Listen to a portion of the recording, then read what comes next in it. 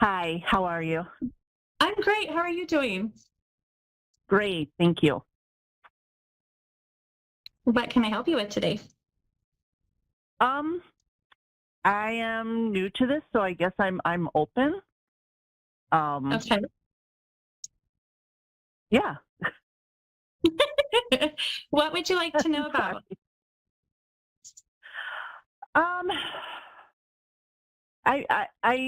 I guess life purpose. I've been really struggling with that recently. Like we've been dealing with a lot of financial issues and a little bit of health issues with myself, and I'm struggling. So yeah, life purpose is pretty much my main focus. Yes. Will you do me a favor and tell me your full birthday if you're willing? August 7th, 1980. Oh, you got a lot of anxiety going on? Yeah. Yeah, I Yeah. can feel it. So what I do, Nicole, is when I start my readings, I do numerology. And as soon as I can grab your birthday and get your numbers, it actually lets me feel your energy, which is why I knew you had anxiety. Um, so going into your energy and just feeling that anxiety and constantly overthinking all the time. Um, and it looks like your brain is kind of plagued with a lot of negative thoughts and you have to push that out. You have to work really hard to push that out. Is that accurate? Yes, it is. So your financial problems, do you guys have your own business or what's happening with your finances? Um, well, we have four kids, so we've been struggling. My husband is currently unemployed, looking for a job. Mhm. Um, but no, we don't. We do not have our own business. Okay. So your husband is currently unemployed. When you guys are talking about finances, are you using the word money a lot? Like we need money for this, we need money for that. Are you using the word money a lot? Yeah, yeah, we are. Okay. I would like you to shift this word for me. This word is something that we've all struggled with for a very long time. And I myself recently taught a hypnosis class on this. And Spirit came in back in February and told us to change our word from money to the word coin and currency. Instead of needing money, start attracting and telling yourself you're going to willingly receive coin and currency. The reason it's coin and currency is because that was the original verbiage of the word money, and money has such a negative tie to it that really you guys are kind of on accident manifesting this negative stuff for yourself because the words are so negative. Does that make sense? Yeah, that makes sense. Yeah. Yeah. So please change that word to coin and currency. The next thing I'm going to tell you to do is you guys really have to shift your mind because they're showing me that your mind is so cluttered with heaviness and anxiety and just the negative things that come with that financial lack. You need to shift your mind. And they're showing me if you start to sit down and visualize and write it all down about what life looks like or how it even feels if it were to be good, if you were to be in a good financial spot, what does that feel like? And we need to start redirecting it. But the number one thing is I would really learn to uncloud your mind because they're just showing me there's so much heavy stuff going on in your head. Really watch your words and clear your energy. And that should really shift Okay. for you. And if you're a couple, you guys can make this happen even faster because you want the same things. And couples that want the same thing and are on the same page, they can get anything even faster. So if you were to do this work, switching it from coin and currency, sitting down and writing out how it looks. Like, tell me a story, for example. If you were to tell me a story 6 months from now, and everything that happened good for you, he got a job, it paid well, we got on our feet, I started to feel good. Tell me it like that, like it's already happened. And that's going to switch your mind. And that should start bringing it in, is what they're showing me. And it shouldn't be too Got long. it. You guys shouldn't be suffering for Okay. too much longer if you do the work, but it's going to be a change of your mindset. Does that make sense? Yeah, it does. Okay. Tell me about your health problems, please. What's going on with you? Um, well, I had a scare with breast cancer. I had a lumpectomy. I'm okay now. Um, they found a spot on my liver, and again, I'm fine now. But it just keeps things like this are keep coming up, and I just I'm scared. I'm scared. Yeah. I have 4 kids. I need to be around for a long time for them. Um, I used to be really healthy. I used to work out. I don't have that motivation. It's like I've given up. And I don't know if that's because of the anxiety and the stress, but Right. It is, but it also looks like you have parasites in your body. Have you ever tried to do a parasite flush before? no, no. Well, please really look into that. It looks just like there's quite a few of them. I mean, all humans have parasites. Don't get me wrong. Some parasites can lay up to 1,000 eggs a day. Having parasites is normal. It just makes you sick when you have an infestation. And it looks like your body's got quite a few parasites that are just hidden. I would really check into a parasitic flush, a parasitic cleanse, something like that. If you have colonics in your area, that worked really well for me when I was dealing with parasites. But it's like they just leech onto you and suck everything out. And then it makes it so toxic that you just can't thrive. And then all these problems start happening. So I would really consider a parasite flush because that's what they're showing me is you're kind of just filled with parasites. Okay. Okay. I will definitely look into that. Yeah. Do you have any other questions? Not that I can think of offhand. Those are pretty much the main things that were heavy on my mind. Okay. Well, please just switch your language a little bit and then do a parasite cleanse. And I would like to hear back from you and see how everything's going. Great. Thank you so much. I appreciate it. You're welcome. Have a good night, Nicole. You too. Bye-bye. Bye. Okay, so joining us now is Hannah from Fergus Falls, Minnesota. Is that what I read? Yes. Yeah. Hi. Hi, Hannah. How are you? Doing well. How are you? I'm great. What can I help you with today? Whatever you can. I guess I don't have anything specific. I'll just take whatever I'm meant to know. Okay. Will you please give me your full birthday if you're willing? Yes, 12/27/1990.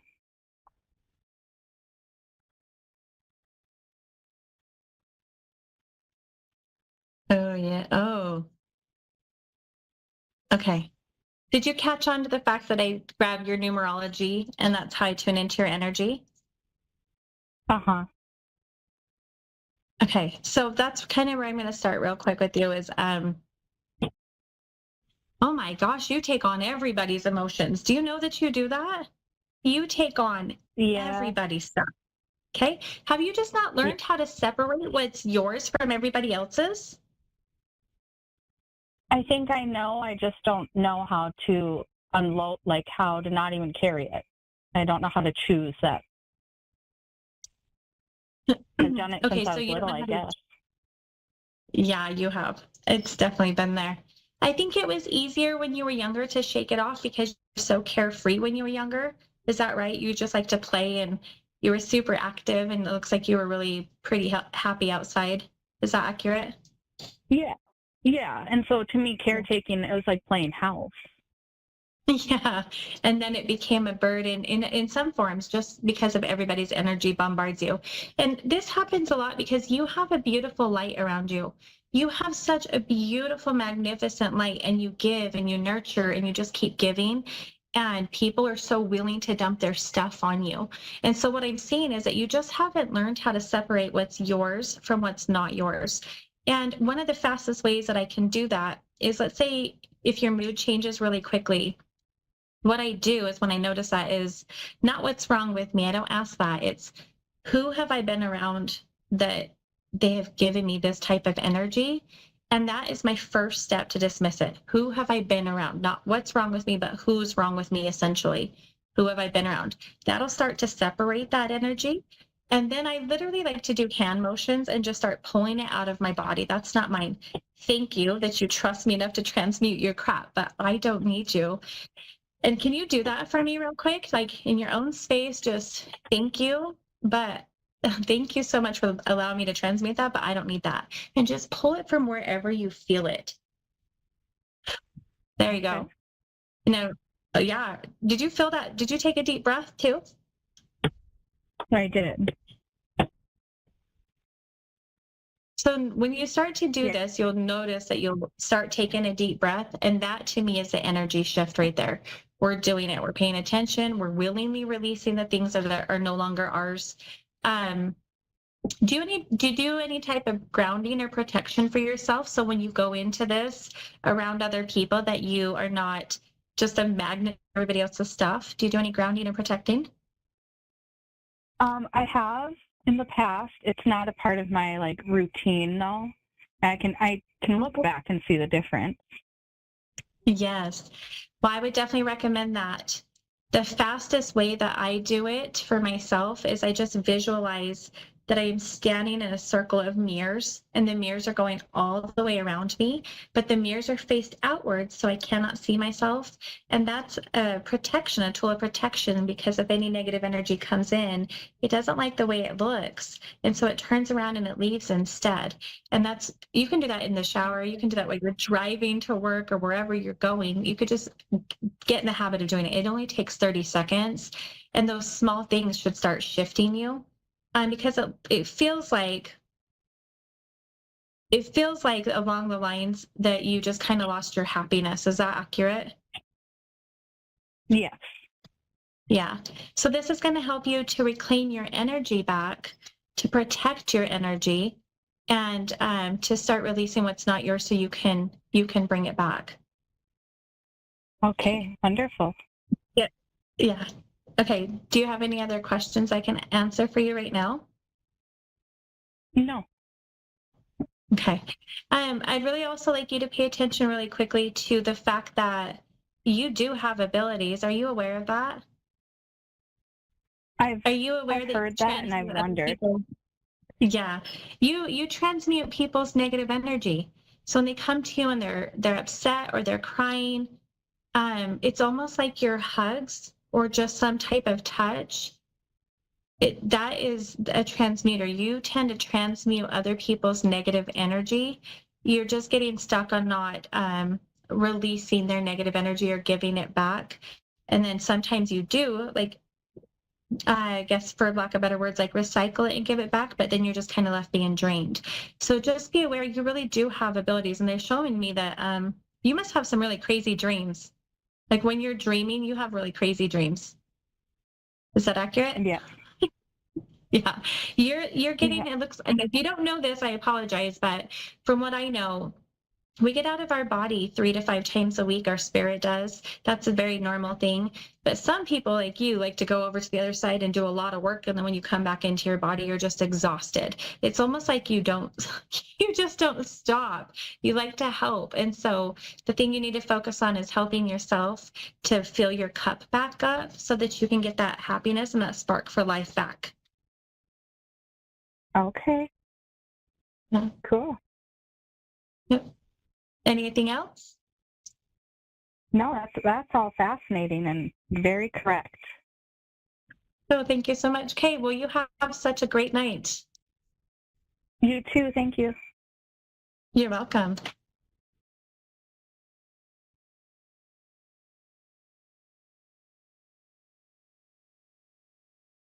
Okay, that's so exciting. All right. So I'm going to get back into the class that I had planned because I really want to get back into meditation. Meditation is a great way to just connect to source. And like I said before, so many people think that you have to have a clear mind. That's not accurate. You got to find the things that work for you, and really getting your conscious mind to step aside so the subconscious can come in. So again, I sit here and play with these beads. I like to do it while I'm driving. Well, I know that sounds crazy, but your subconscious mind will always take care of you. But as I'm driving and watching and scanning everything, my conscious mind is busy. And that's the time that I can actually ask questions for myself, receive from source. I do that one frequently. Take a drive. I don't know where you're at, if you're in the country or not, but I like to drive in the country. I like to ask questions. And as I'm driving, I get answers. I get the best downloads. You'll want to carry a recorder of some type because you'll have the best ideas while you're driving and you can't do anything with it. It's a great time to talk to source, to God, to universe, whatever you want to call it. Breath work is another good one for me. If you don't know breath work, it's really easy to get onto YouTube and check out Wim Hof's beginner breath work, because as we're taking in those deep breaths and releasing it in a certain pattern, our conscious mind again fades away, our subconscious mind comes in, we're more clear, we're able to receive more. And a really good thing to do is to know what topics you want to ask the universe, what you want to ask source, so that you can start receiving. So these are some simple ways that I like to connect. Okay. Another thing that I like to do, like, again, I'm keeping my conscious mind busy so my subconscious mind can receive. I do readings, and often I have tarot cards in my hands, and I don't tend to read the cards very often, but they are a tool. And as I'm sitting there shuffling my cards, as I'm sitting there scrolling through them and scanning them, again, my conscious mind is busy. So then source can come in. Now, we do not have enough time for this today, but in another show, I would really like to teach you guys muscle testing. Muscle testing is one of the fastest ways for me to connect to spirit. Now, if I have negative energy, if I have anxiety, if I'm overwhelmed, I cannot always receive my information for myself. So I always use muscle testing as a backup. If you're unaware, muscle testing is like your body's going to answer yes or no for you, like a pendulum would. There's ways to, I guess, like, not just train your body, but to sit still with your body and let your body move for the answer yes and the answer no, and sometimes for the answer maybe. And everybody's answer is a little bit different. So it's just allowing your body to open up and be the vessel for the movement to come in and out. Now, I like to use muscle testing when talking to spirits. Not all spirits can talk to me the same way. So that muscle testing helps me out with that. So I'd be really excited to teach muscle testing in the future for anybody who wants to learn how to connect with spirit that cannot hear for themselves or get the imagery in their brain. And that's a great way. Also, muscle testing is really good to find out things that you should and shouldn't eat, what you're allergic to, answers for other people. And I really definitely love that. So okay, we've got a little bit of time left, a little bit more than I thought. So I just want to get you started on the muscle testing. I apologize. So number one, you're going to clear your energy out by rubbing your hand and putting them over your head. And this starts to rebalance your whole system. This starts to rebalance your polarity and your connection with spirit. If you want to do this at home, when you're standing, you're going to stand with your feet shoulder width apart. You're going to stand with your knees slightly bent. And then I put my hand on my chest and one hand on my belly down here. And I just stand as still as I can and I clear my mind. And I ask for my body to show me an answer for yes. I ask my body to show me the movement it wants to make for the answer yes. And I just sit and I wait. Show me a yes. Show me a yes. And I will go forward or backwards, whatever. I do go forward though. Your body will not let you fall. Do not get scared. It really surprises a lot of people. And then I do the answer no. Show me the movement my body wants to make for the answer no. Show me a no. Show me a no. And then I will fall back. And then you can do it for the answer maybe. And as you start to work with this and your body starts to move for yes or no, then you can start to ask spirit questions. I like to start with my spirit guides. How many spirit guides do I have? Are they male or female? And this tends to work with yes or no questions, yes or no answers, sorry. And sometimes the answer is unclear, so we'll go maybe. Thank you. We'll go maybe. And when I wanted to test this, I would test it with hiding things around the house and finding it for myself. So muscle testing can be a very good source to connect with spirit. And I use these on a regular basis. I do coaching and I help all my clients learn these techniques. So I hope you find some techniques that work for you in order to connect with spirit. Thank you so much for tuning in today. I'm so excited to be here with everybody. You can check me out in the links above or below. Just click that. And I hope you guys all have a great night. I am Jenna Lee, and I will see you next week.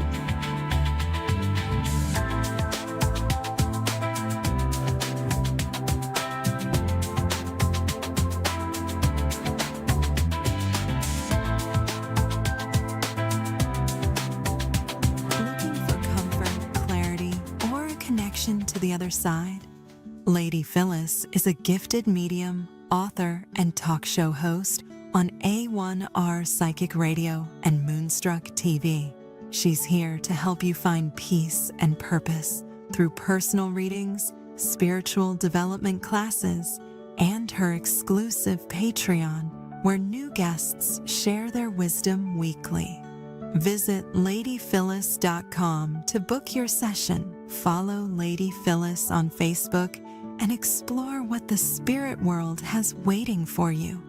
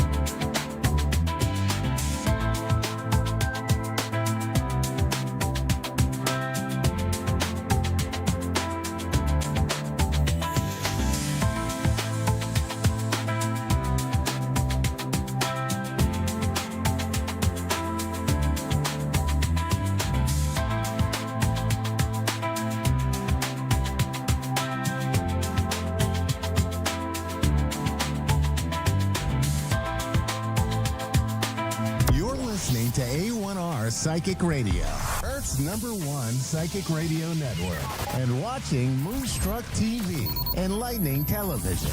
Welcome. Time for Urban Monk UK with Urban Monk. Urban Monk. Live from Facebook. Search Urban Monk UK. Connect direct. In North America, dial 888-454-2751. In London, 20-3519-2158. In Sydney, dial 02-8488-3147. Or online, contact us through our Facebook page, facebook.com/psychic radio. Or one of our websites, askoneradio.com or moonstruck.tv. This is Urban Monk UK on A1R, the Ask One Radio Network.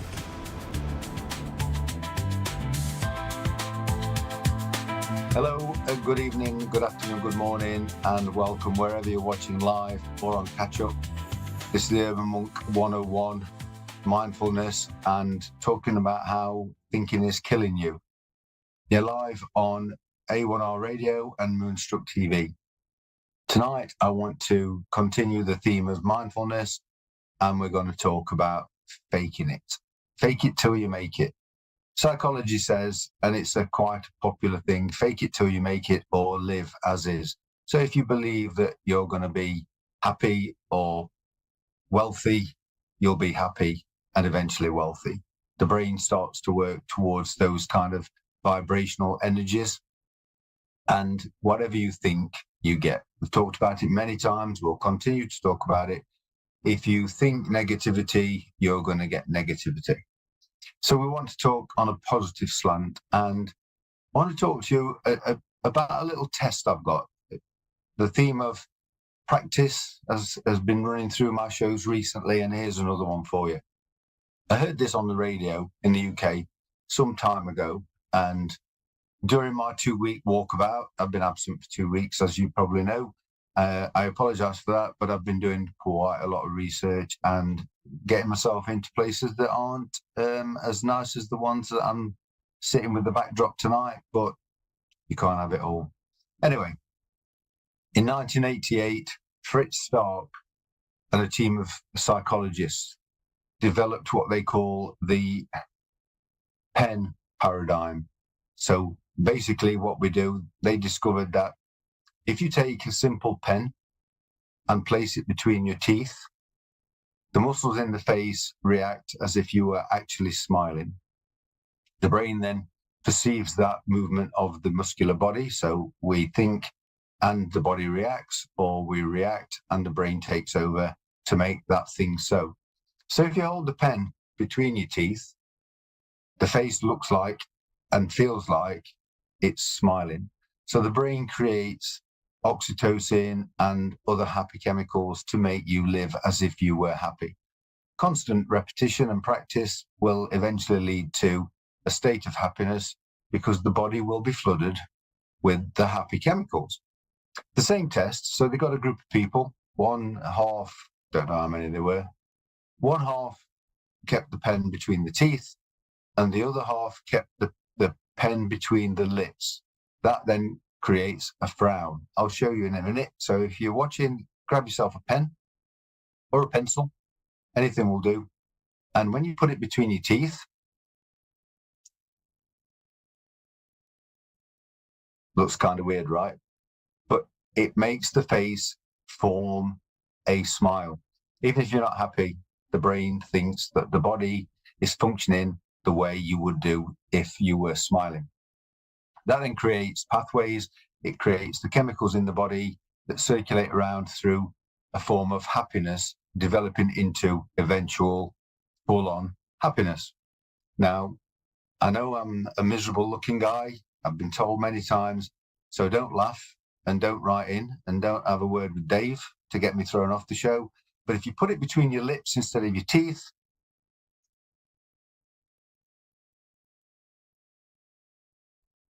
I look more miserable than normal. So again, the miserable state of the face creates the energy and the vibration and the neural pathways to create unhappiness, depression, and anxiety. So we don't recommend that you try that practice. We just go for the pen in the teeth. Just while you're watching TV, not while you're driving, not while you're working. Your boss might have something to say about that. But while you're watching TV or in a relaxed state, just simply put the pen in the mouth and create that weird look of happiness and smiling. It was proven by the test that Prac did that the happiness chemicals start to flow. Basically, the test was one half had the pen in the teeth, the other half had the pen in the lips. Then they watched cartoons and they proved, again, also through MRIs, that the happy part of the brain was activated with the pen between the teeth, and the depressed, sad elements of the brain were highlighted during the pen being in the lips. But when they watched the cartoon, the ones with the pen in the teeth found them funnier to a higher percent than the ones that had the pen in the lips. It sounds a little bit woo-woo, sounds a little bit strange, but I got into mindfulness and the Urban Monk UK through rejection of what was woo-woo. I obviously thought all this spiritual, psychic nonsense was just that, psychic nonsense. But following on from my road trip and my epiphany, I realized that the universe, us, the pen, everything is just merely energy vibration, molecules, atoms, space between molecules and atoms. And so through mindfulness, if we think long and hard enough about something, which may well be £1 million, it may well be a new car, it may well just be to be happy, it may well be just to be content. So with the test we did last time, with the hands on the thighs and the fact you can't feel the sensation of the hands and the feet on the floor and think of the Eiffel Tower or the Statue of Liberty at the same time, this shows for us, or for myself, that the brain can only do one thing at one time, and it's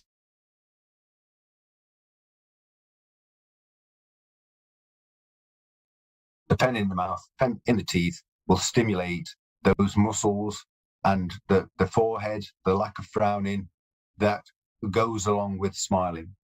And inside the body, inside the head, we have what we call mirror hormones or mirror neurons.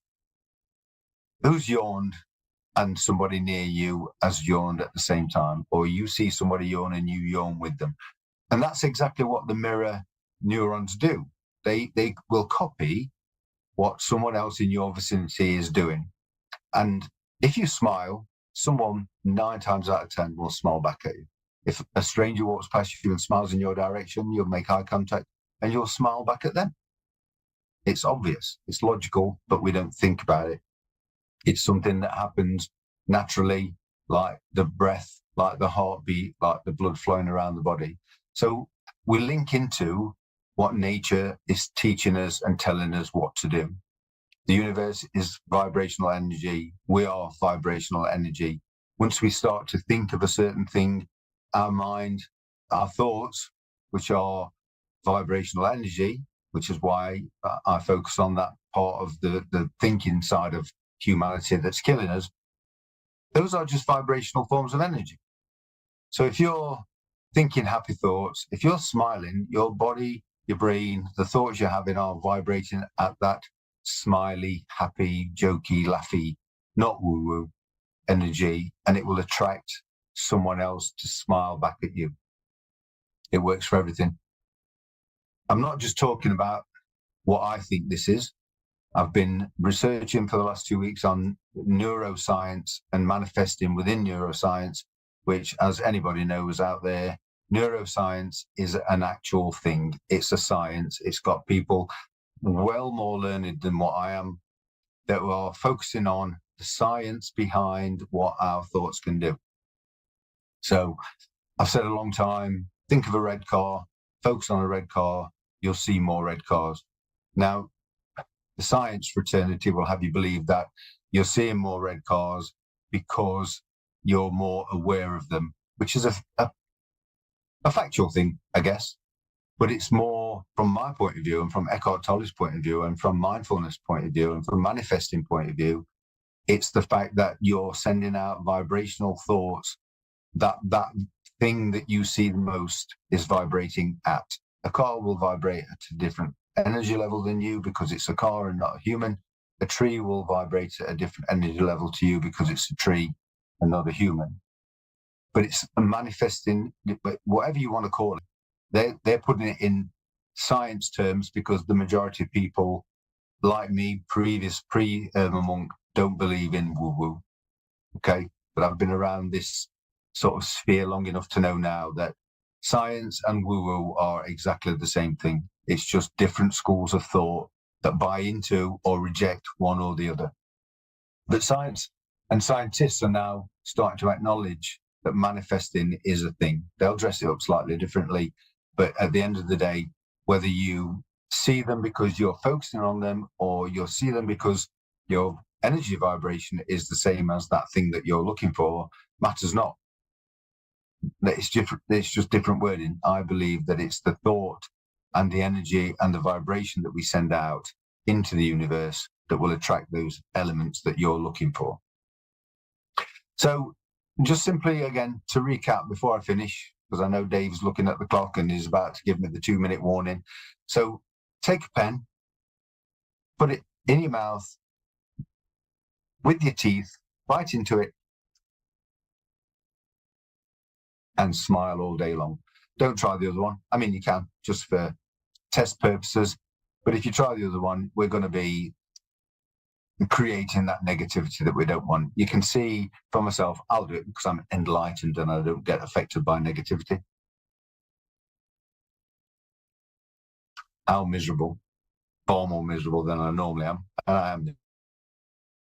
Those things that is worth a try, whatever you do it. Just on a side note, there we go, 2-minute warning.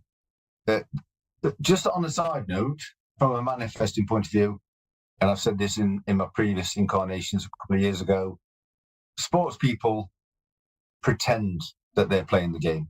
They practice over and over again. I think it was Serena Williams or her sister who used to visualize the game way well in advance of playing the game. She would visualize every shot. She would visualize where she should be on the court. She would visualize it. Footballers, Andy Cole, a guy from Nottingham that used to play for Manchester United, he used to visualize running through the defense, and he used to practice without a ball so that when it happened, it was instinctive.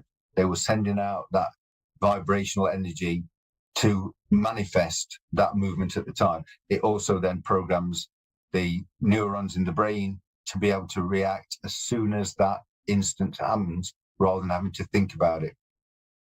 Pen in the teeth, smile all day long, look after yourselves. Hit me up on Urban Monk UK on Facebook. Long Road to Richmond is still available on Facebook, or urbanmonkuk@gmail.com. And I'll see you this time next week. Keep your powder dry and keep that pen in your mouth. Take it easy.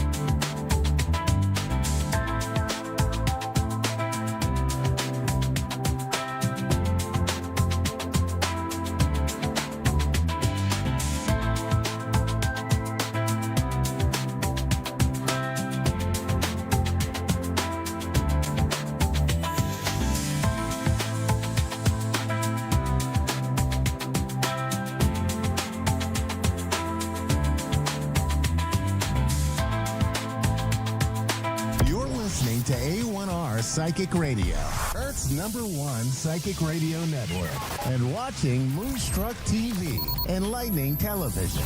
Welcome. Time for Guided Whispers, Insights with Robin.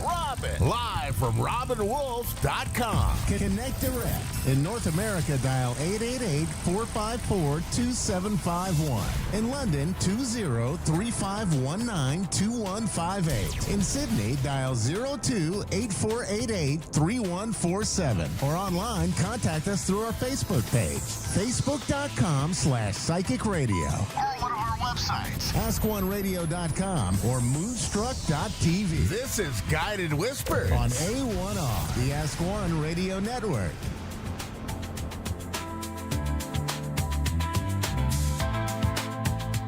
Well, hello everyone. Happy Tuesday. I hope everyone is having a good week so far.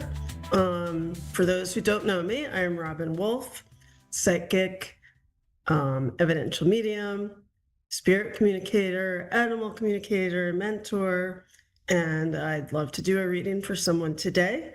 So let me know if you want one. And while we're waiting, I hope, again, everyone's safe. I know there's a hurricane going on, Hurricane Erin. So I hope everyone is safe. And while I'm waiting for someone to come on for a reading, I thought I'd talk a little bit about stress. I know a lot of people are stressed lately. I've gotten lots of readings with a lot of stressed people. I'm not laughing, but I just wanted to give a few little tidbits of information to help with your stress. Make sure that you take breaks throughout your day. I always say nature really helps. So if you are feeling stressed, go outside, sit in the sun for a few minutes, take deep breaths, and just like kind of let the stress go. I always say at the end of your day to take a nice bath to relax, or my favorite thing to do is to take a hot shower and just let the negativity, and I don't mean your negativity, I mean other people's negativity, that affects you.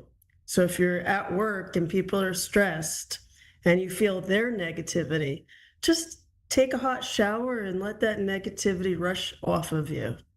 And that is my tidbit for today. And I have Raylene here for a reading. Hi, Raylene. How are you today? Hello. Hello. What can I do for you? Hello. Hello, can you hear me? Is this Robin? Yes. Hi. How are you today? Yeah, good, thanks. What can I do for you? Yeah, just a general reading, please. Just, Okay. yeah, what's coming up this year. Okay. So I'm using a mixture of tarot cards and my own psychic energy. And I'm just Okay. feeling into your energy. So while I'm shuffling the cards and feeling into you, just concentrate on yourself.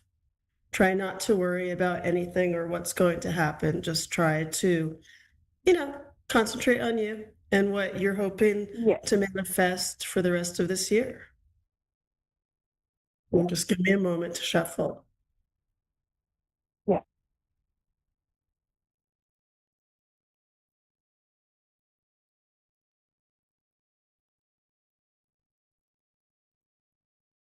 Okay.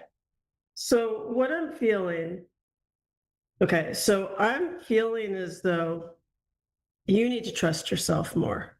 Does that make any sense?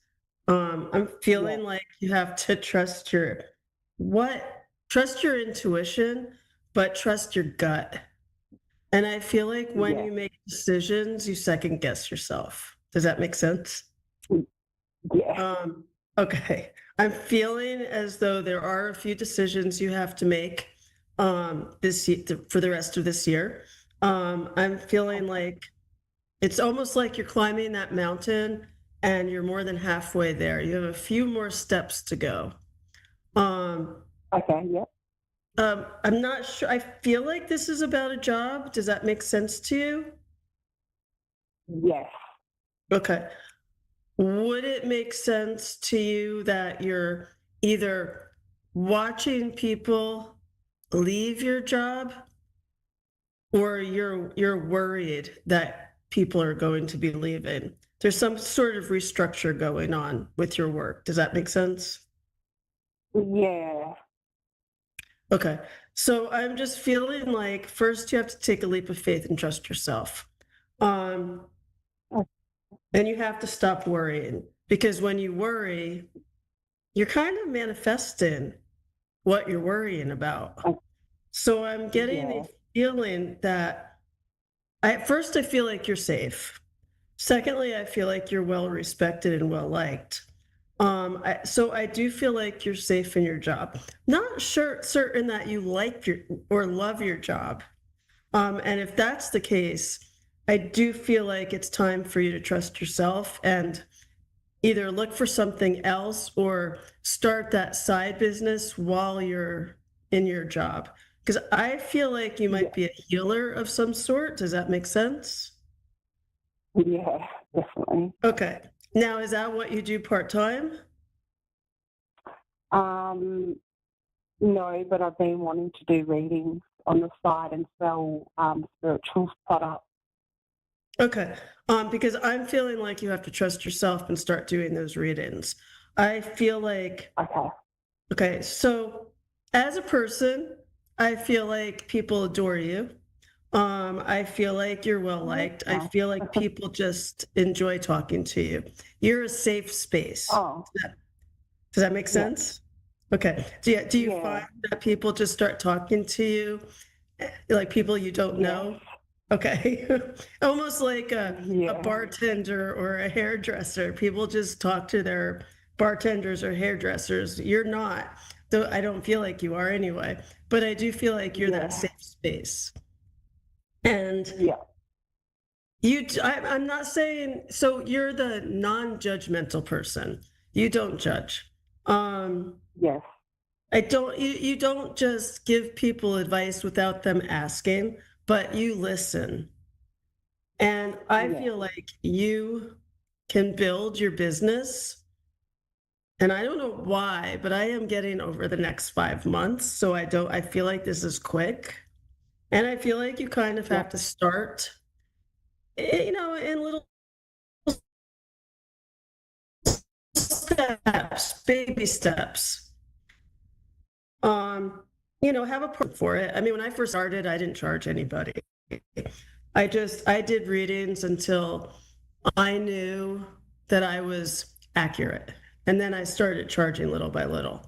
I can't tell you what to do, but I feel like if you were to start with baby steps and do some readings for friends, see how accurate you are. I know it's hard to do a reading for a friend because you know what's going on with them, but you can ask them to ask you a question and you can answer the question. And there are other ways you can start building. But I feel like you have to let your fear go. Your fear of failure. You're not going to fail. yeah, You may not build it as quickly as you want to, or you may run into bumps in the road, but you can do this. And I feel like you can do it because you're a healer. I don't feel like it's just readings you're going to be doing. I also feel like I'm not saying you're going to be a Reiki master or anything like that, but I do feel like your words help people to heal. So you will figure out your next steps just by trusting yourself and trusting. I'm also getting writing. Excuse me. Are you trying to write something, blogs, or it's not just journal writing, it's something else. Does that make any sense to you? yeah, just writing on a notepad. I'm sorry, writing what? Today I picked up a notepad. Okay. So are you doing some automatic writing? Because I feel I just keep getting the feeling that if you can go into a meditation with like a pen in your hand and just start to write whatever comes into your mind is also going to help you put a plan together and know exactly what you're supposed to be doing and when. So someone once told me, a very wise woman once told me, just let it come to you. Don't fight it. Does that make sense? Yeah. You will be shown what you're supposed to be doing, when you're supposed to be doing it. You have one more thing to do. Not sure what that one more thing is, but I'm pretty much getting that it is you letting your fear go. And then you're all set. Make sure that you have oracle cards or a deck of cards that you really like and start that way, or just use your own psychic ability. There's something going on with auras. So would you understand that you can see people's auras? Yes, sometimes I can. Okay. Because I feel like that's huge for you. I feel like you could almost do like a color reading. I keep getting very vivid colors around you, and when you see people, you can give them a color reading. Just you could tell them how they feel and what's going on with their day just by seeing the colors around them. Trust yourself Yeah. because you're very good. Does that make sense? Oh, wow. Yeah. Do you have any questions? I don't know if I can ask this as such, but it's been on my mind. Do you see me, I want to apply for a special car license. It'll be in September. Do you see I will get that or not? Do I see a special power coming to you in Special, September? like, car license. I have to try to apply for a special license to drive a car in Okay. another state. So this is for your full-time job? Yeah. Okay. We have probably a minute and a half left, so let me quickly see what I'm getting.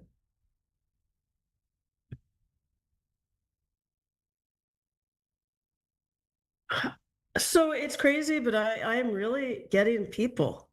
I'm getting that your path is working with people.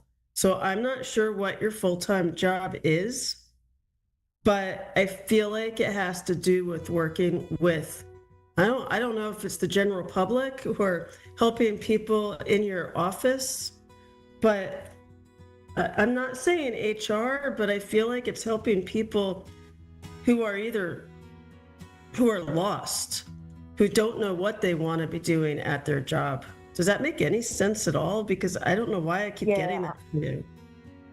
Yeah, I'm studying HR. Okay. My job. Okay. Because I just feel like people are looking to you for advice. And I feel like you need to trust that you can give that advice and that you are good at it. Yeah. And with that, I think we're at the end, but I hope I helped a little bit. And just remember, absolutely. Trust yourself. Always trust yourself. Yeah, it's really helped. Thank you so much.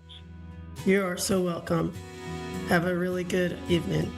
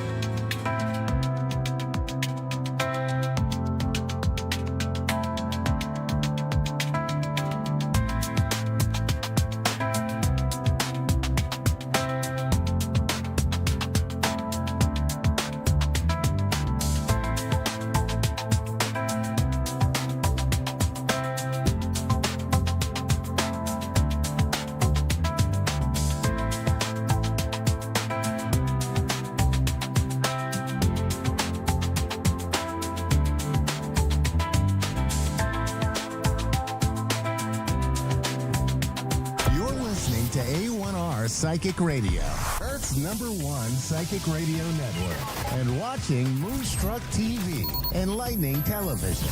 Welcome. Time for New York City Celebrity Psychic with Perry Lyons. Live from PerryLyons.com. Connect direct. In North America, dial 888-454-2751. In London, 20-3519-2158. In Sydney, dial 02-8488-3147. Or online, contact us through our Facebook page, facebook.com/psychic radio. Or one of our websites, AskOneRadio.com, or Moonstruck.tv. This is New York City Celebrity Psychic on A1R, the Ask One Radio Network. Hello, darling. My cherished duckling. I am Perry Lyons. And what else? It's weird. Okay. I'm here staring at my lovesick teenager. I'm staring at my phone like a lovesick teenager. I'm not actually staring at a lovesick teenager, which is what I started to say by accident. But if you send me one, I will be happy to stare at him or her. If I remember my teen years correctly, I was always lovesick. But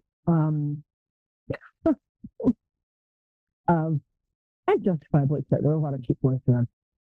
So today is the 13th. It's Alfred Hitchcock's birthday. I'm also sending a big howdy to my friend Margot McDonald. It's her birthday. I'm going to thank one of my many Nancy friends. I have like 4 great friends named Nancy, but one of them gave me the bathing suit. Haha. But that's not really interesting to you. What is interesting here is the moon is at Aries. We just went through, I'm sorry, we're heading towards the full moon, but I'm going to do the psychic tarot weather because my protein-starved brain, how did I forget to eat today? I think, why did I not lose like 5 pounds? Okay. The psychic tarot weather is just like regular weather, except less damaging to crops. So, and I never pick the cards beforehand because that would be cheating. So I actually start, this thing that's all over YouTube now, like, if you're seeing this, it's because you're supposed to.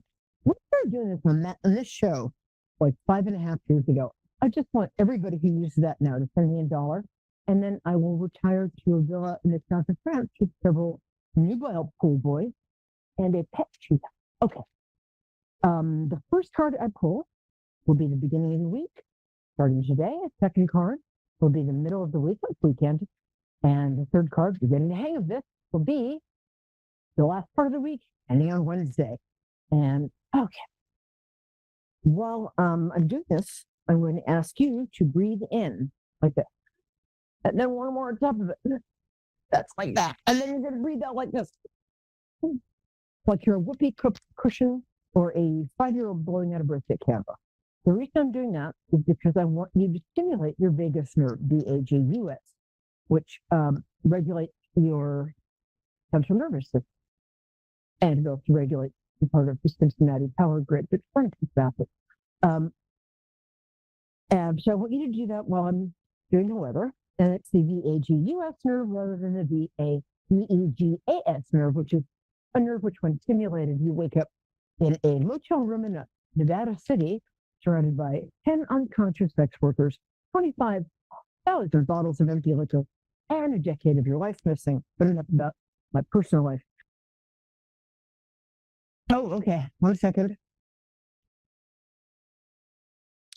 That's okay. That very strange expression was because the mic's muffled. All right.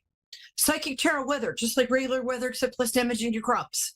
While I'm doing this, what I'd like everybody who's watching or listening or just passing by, or even if you're on the other side of the street and you're just psychically picking up this command, I'd like you all to sort of breathe. I want to bring our consciousness sort of in. So when you guys call in, you get the most effective, accurate readings, which you do anyway. I just like the idea of making everybody breathe together. Ready? We're going to breathe like this. And then one on top of that, like that. And then you're going to breathe out like you're a whoopee cushion or a 5-year-old blowing out a child's birthday candle. Good. We're going to keep doing that. And the first card, very interesting. 2 of Swords. You are making some sort of big decision. Can you see this? Okay. I should have used a darker deck, but this deck really spoke to me. Natalie, Chicago. I love the name Natalie, and I used to live in Chicago. So keep practicing that vagus nerve breathing, and I'll be with you in 3 to 5 minutes. And I can't wait. Yay. I can already tell I like you. So, all right. The 2 of Swords. The image is a woman who's balancing 2 cross swords, as one does, at a crossroad under a crescent moon. And what all that means is that she's kind of, her past is done, her future hasn't quite started yet, and she's feeling like, I'm going to be stuck here at this crossroads. Oh, she's blindfolded too. I don't know why. Tarot is weird. It's all about essentially funny hats and weird like shoes and pants. Once you realize that about the tarot, you've got it licked. Okay. So the Two of Swords, it indicates that you might be at a moment where you feel stuck, but you're not. Because every time something in our life is about to change, our old patterns get right up in our grill and then they leave. It's like throwing a drunk out of a bar. If you throw a drunk out of a bar, right before you push him out, he turns around and he goes, "You guys don't know who you're messing with. My brother-in-law's God, and my uncle is," and you push him out the door and he's gone. But he makes a lot of noise right before he leaves. And that's what happens. That's what's happening with a lot of us right now. Our old patterns are coming up really in our grill to be healed. So a lot of you might be paying attention to that and taking like curative action, getting sober, stopping smoking, sending all your money to me as kind of a cleansing process. I encourage the latter. Okay, the second one is the Moon card, which is a very mysterious card.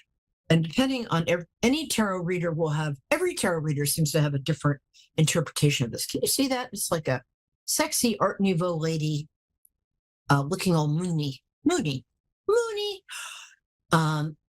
And what it means, it's a feminine, mysterious feminine yin force. Yin is I'm sorry, this is bugging me. Okay, good. Okay, thank you. All better. Mysterious yin force. It's the female life force. Why can't I talk to it? And it's also mystery, the occult, things hidden inside of things. Also, it sometimes means that somebody's lying to you. But in this case, I think it means that you're going to start seeing through somebody else's fibs or game. Essentially, as a jazz musician friend of mine used to say back in Chicago, Natalie, don't pee in my leg and tell me it's raining. Somebody's peeing on your leg and telling you it's raining, and you're onto them. So you're going to move on because you don't have time for that because of the Chariot, which is like one of my favorite cards to get for people I love, which is you. I mean, all of you. Every single one, except that guy in the corner. I don't like him so much. But the rest of you, yes. Okay. The Chariot card, we're almost done, Natalie. Thank you for hanging in there. Keep doing that breathing. Or keep breathing in general. So good advice. Okay. Chariot card is a triumph, often involving something artistic and a business sense. Sort of like the right brain and the left brain, which is like right brain is creative, the left brain is organizational. The Chariot is like both of those working together. Often in a woman-run business, when you get this card, you're about to have a victory of some kind, which involves creative thinking and money, because creative thinking is great. But you can't only go to Home Depot and say, "I had a fabulous idea. Can I have that rack of begonias?" At least didn't work for me. You're welcome to try. Okay, we're done. That's our week. And Natalie, are you still there or have you expired? Here, I'm here. I was just going to finish up. Void of Course Moon is like from 6 p.m. this evening to 10 a.m. tomorrow. Don't do anything important because it's not going to really matter. So, hi. I'm so glad you're here. I like to connect people through their birthdays. When is your birthday? October 30th. Oh, that's my favorite week of the year. That's October 30th, right? The first week of Scorpio. You guys are awesome. I was actually married one of you for 20 years. You have all the best qualities of Scorpio and none of the sucky ones. I love you guys. So, hello. How can I help you, my angel? What kind of readings do you normally do? Everything? Or? What you got? Yeah. You've got a question at the top of your head. I can answer that psychically. It's a little more difficult to talk to people on the other side, but I do that. I can guess your weight. What you got? What do you feel like? The world is your oyster or the mollusk of your choice. But it really, what would make you happy? I don't know, maybe like a career reading. Okay, we could do that. All right, hold on. It's funny. I feel like, okay, I'm a writer, right? But for a long time, I worked in publishing, which is kind of like dating the brother of the boy you're in love with. And I feel like you're sort of doing that. You're right. You know exactly what I mean, right? I feel like you're kind of doing that in some area of your life, like you're in a field that's related to what you love to do, but it's not. But you're not totally self-expressed in that. Is that correct? Yeah, pretty much. Cool. Good, because if it wasn't, I was just going to hang up and go have a snack. Yeah. The thing is, you have a great personality, and I'm not trying to borrow money, and I'm not trying to make you like me. You just do. You're very, very, very likable, and you're very good with people, and you're likable in a way that works. You know, sometimes people who are very likable, they're like, they're a little, you don't respect them. It's like you like them, but they're trying too hard. But you don't have that. So I realize HR is not like a dream possession for some people, but right now it pays well and it's steady. You also have talent for some sort of performance, acting, singing. I'm going to say, even if you've only been on stage once or twice, you felt at home there. Is that correct? I mean, kind of. Yeah. And it's funny, I think you have a good singing voice. I don't think you use it this time very much, this lifetime. But if you feel like it, it's there. I think in past lives, you kind of, I don't know, like sang and got in trouble for singing or something and were beheaded. But, you were beheaded in a couple of past lives. I never say that to anybody. That's really strange. Do you get a lot of sore throats? Okay. Meanwhile, you want to switch careers, but it feels to me like you also want to get some sort of training so you make more money, but you're worried that the time it takes to train will affect your finances. Is that pretty much on the money, so to speak? Yeah. Yeah. Yeah. There's a couple new things I've tried to learn, but I never actually left my full-time job. Yeah. Well, it's hard. I mean, full-time jobs are tiring. That's why they call them full-time jobs. And you're an active person. You're one of those people who goes and goes and goes and goes and goes until suddenly you go boop and fall over, right? Yeah, absolutely. Yeah. And when you sleep, you really sleep. I mean, you're like, I don't know. I tried waking her. Is she dead? No. But okay. I think I want you to make like 50 to 70K more than you're making right now. And then I'd like you to send me 10% of that. No, I'm kidding.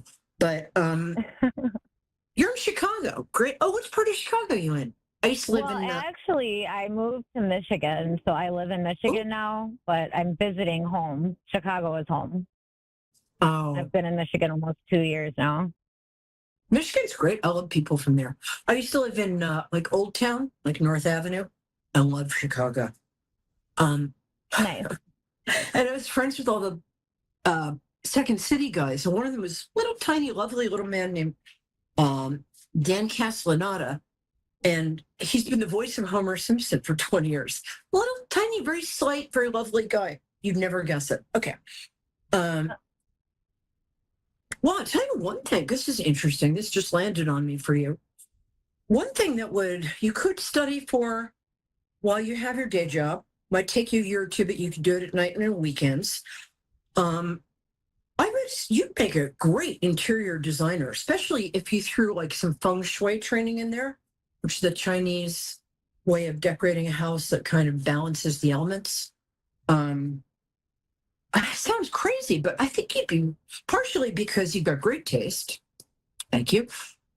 Partially because 80% of high-end interior design is therapy. You're just listening. But I don't know. Is that something, if I came to your house tomorrow, would I be like, Natalie, this is really pretty? And you'd be like, what the hell are you doing here? What? I know that seems crazy, but does that appeal to you? Huh? What was that? Interior design, like high-end interior design with I got that part. I didn't hear what you said after that. Oh, feng shui. Feng shui is it's gaining huge popularity, and you can make an extra 50K per job if you say you're certified in it. Feng shui is the Chinese art of interior design that not only is beautiful and goes with your regular training, but also aligns sort of the elements and balances them for maximum luck and health and prosperity and good stuff for the occupants. You'd be very good at that too, because you're kind of psychic. You are, aren't you? Yeah, I've been told that. I've been told that. I've been telling you, I'm telling you now.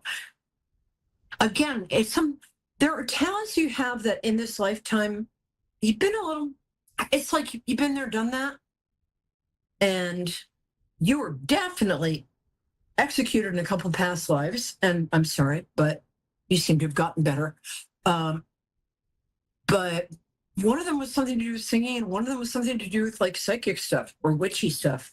So Well, if I could was see a witch in my past life, that would make perfect sense because I've been into Yes. witchcraft ever since I was a little kid.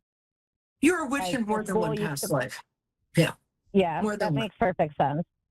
And a good witch, not, oh, are you a good witch? But a bad witch. But you're a good witch. You're in a couple of times you had a lot of you were in the British Islands, the UK, sort of Welsh, Scotland, around there. I'm going to say 14th, 15th century, you were a healer, kind of the town wise woman. Everybody liked you, but then somebody killed you. But it was nice to, well, it lasted. And I'm sorry, I never do this. Ask anybody. But I'm very accurate about this stuff.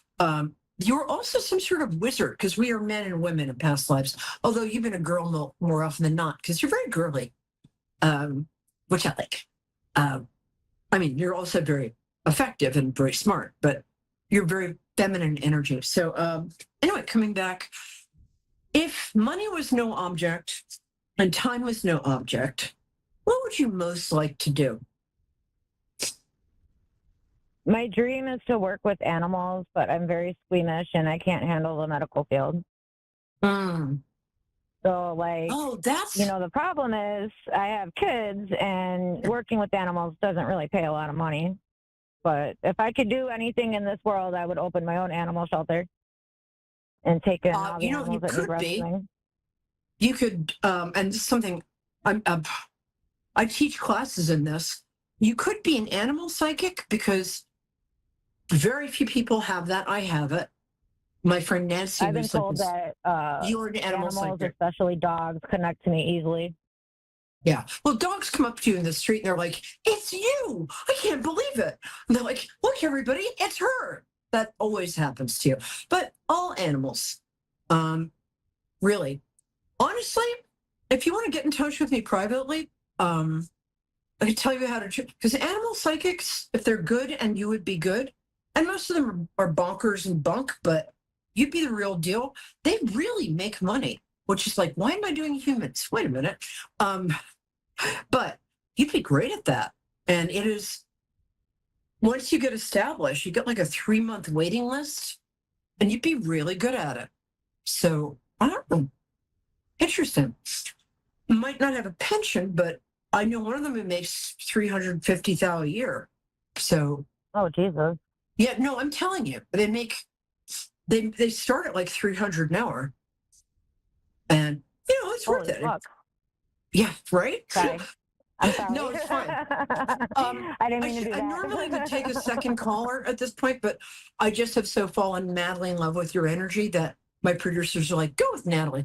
But the thing is, we forget that there are people out there who like light their cigarettes with $1 million bills.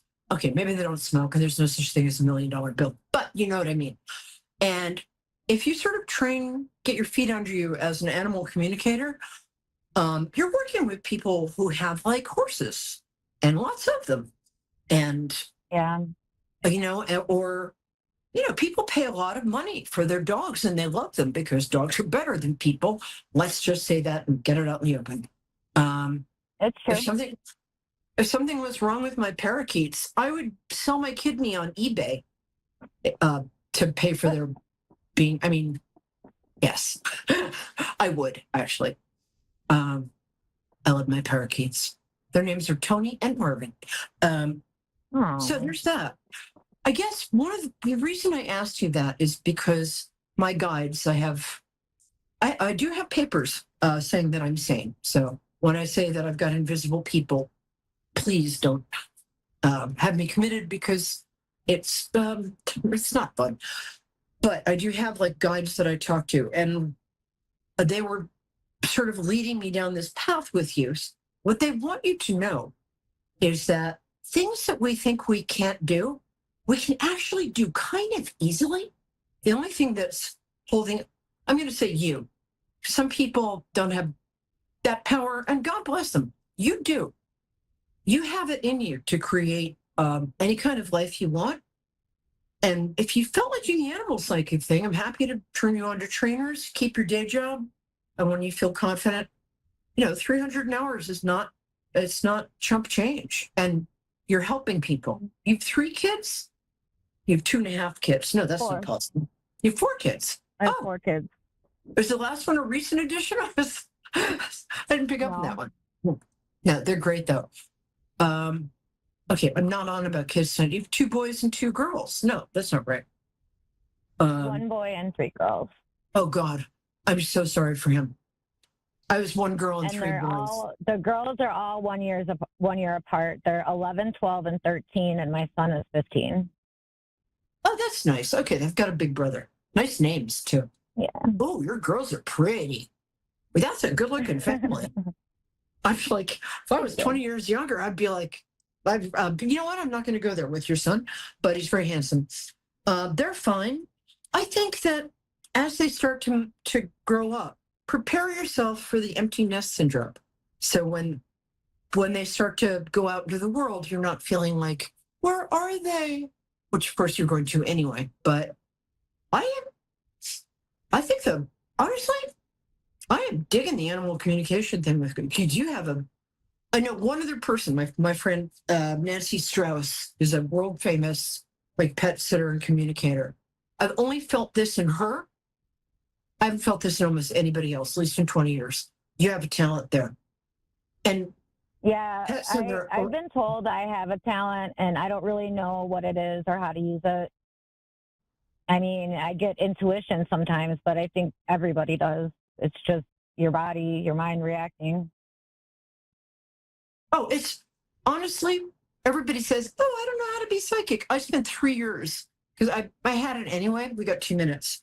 But it runs to my family. But after I realized that I kind of had this more than most people, I got interested. So I had people over to my house 3 times a week at night after work. And I do $5 readings just so I could say, is that right? Is that wrong? So you have a talent. You'd only take a little bit of training. And I could tell you how to get that fairly easily.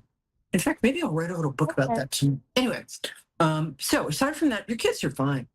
Actually, you have a bizarrely healthy, mentally and spiritually and emotionally healthy bunch of kids. What's wrong with them? They're fine. And I never get to say, I've gotten to say stuff with you I've never said with anybody. And there's also a female relative who's on the other side who just wants to say she loves you. I don't want to ask you. Glasses? That would be correct. Is this your grandmother? My mother. Oh, it's your mother.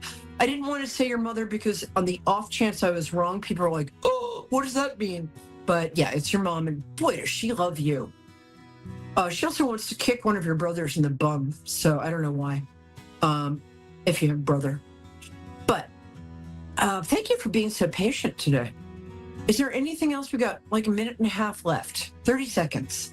Ask me one more thing. Anything else? Anything else coming through from my mom? Weirdly, did she knit or crochet or do something? Was she skilled with her hands? Was that something you shared? No. Huh. Because I'm seeing her hands. I'm sorry, it's like playing a game of telephone with people I can barely see. Just that she really loves you.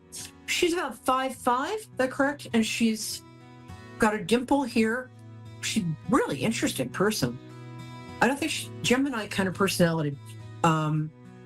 Oh, I know. She says when you see, for some reason, blue flowers, are there even blue flowers? You're going to see blue flowers within 48 hours. It's her way of saying hi.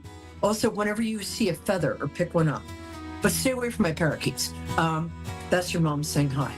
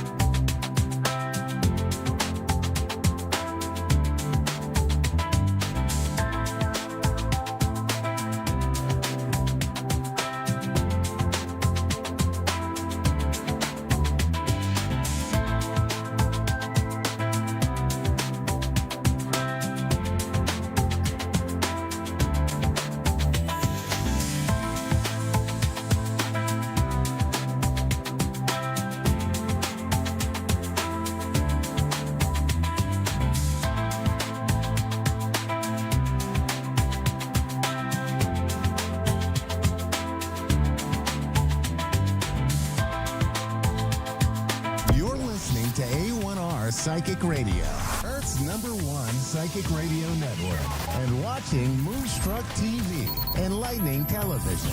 Welcome. Time for Supernatural Living with Danny Voroscope.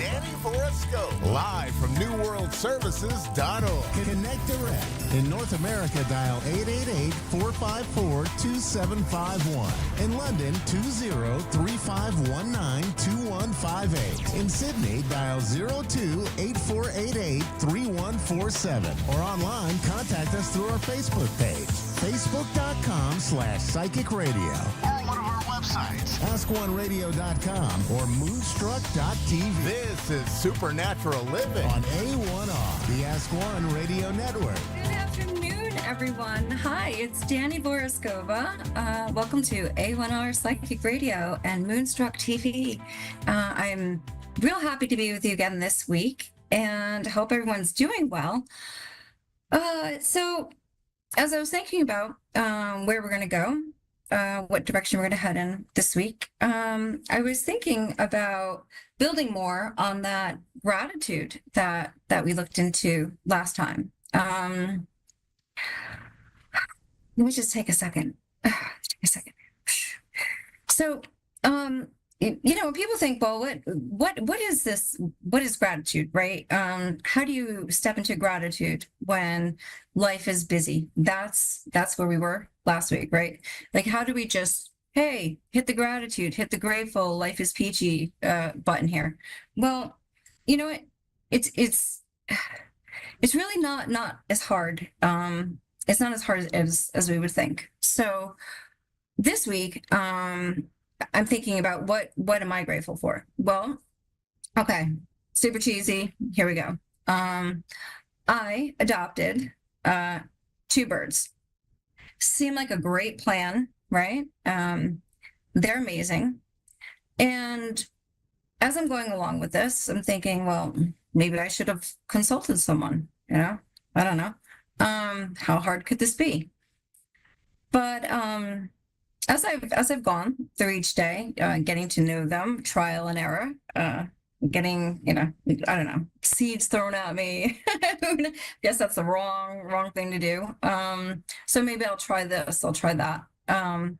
Anyway, I went out, I said, okay, put him by the windows, let him have some fresh air, and I'm going to go out, run my errands. And I parked my car outside, and as soon as I closed the door, I could hear like the loudest chirping. Kid you not, like, yeah. And I thought to myself, have they been doing that all, like, since I've been gone? And then I realized, no, they're actually looking out the window like, hey, weirdo mom, we're glad you're back. How you doing? And it cracked me up. It was the funniest thing.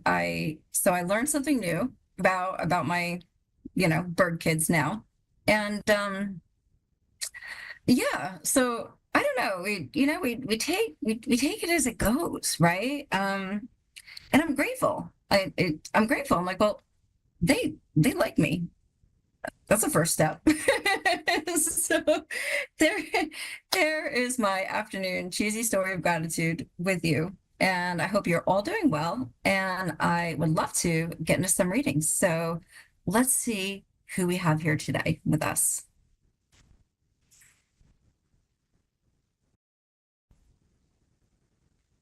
Okay, let's see. So do we have Vinny calling in? Jeannie. Hi, Jeannie. Yes. Hi, Jeannie. How are you? I'm good, thank you. How are you? Great, thanks. Jeannie? Yes, hello. I'm sorry. I was just waiting for you to say something. Oh, no, that's okay. I'm here. Jeannie, how can I help you? Do you have a question or something you'd like me to look into for you? Well, one of two things. If I have any messages from a past loved one, a loved one who has passed, and maybe a look into my love life. Okay. Give me 1 second to focus, Jeannie. Let's see. Loved ones past. Mhm.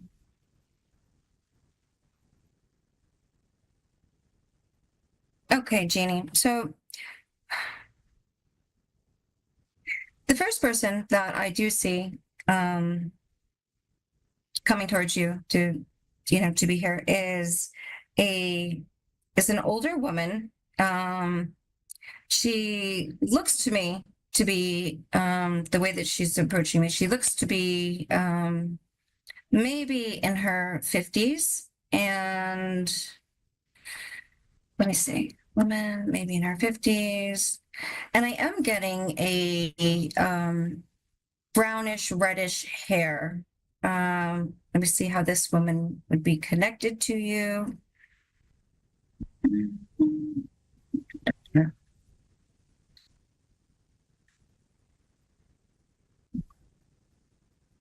Second, Jeannie. Okay. For some reason, she's giving me the impression of something having to do with Spanish, possibly Spanish speaking. Would you recognize this, Jeannie?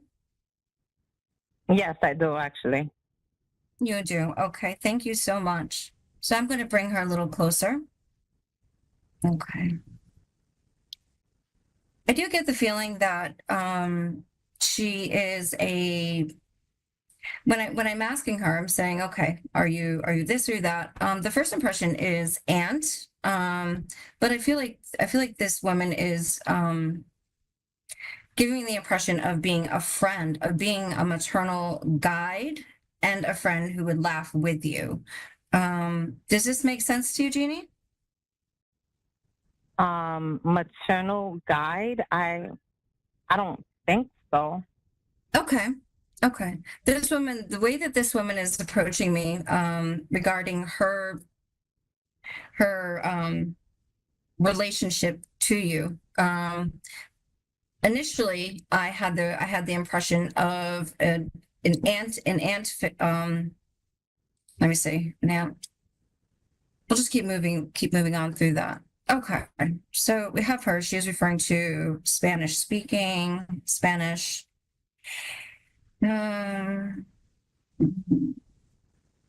Okay.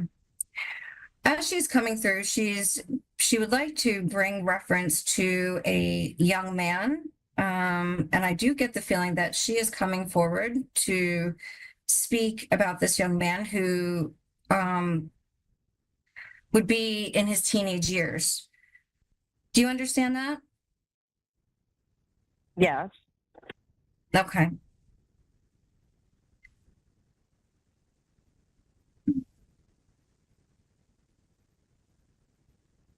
Okay.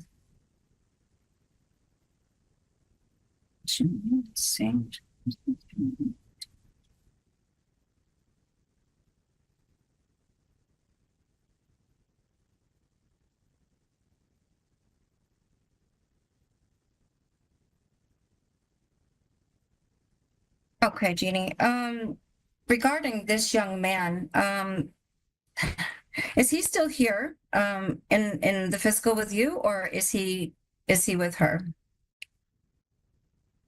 Yeah. Well, I don't know any teen that has passed. No. So they would still be with me. So this would be a young man who is here. Thank you for confirming that with me.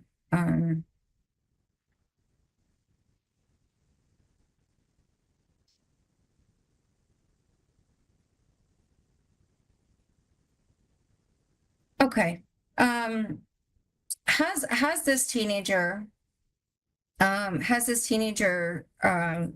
grown up since the last time she has seen him? Oh, teenagers since she's seen him. So the person that I'm thinking of, we have a couple here. Okay, I'm trying to there's a couple saying who's who. Okay. So we're I'm just trying to go through people, but yeah, I can see that. Okay. Okay, so this young man has now grown up, yes. Is there a connection to two little girls? Is he a father now? That the young man that she's talking about? Oh, no. No, he's not. No. Okay. All right, let's just see who Well, we maybe one of the other people that I thought it was one person, but it could be someone else. But yeah.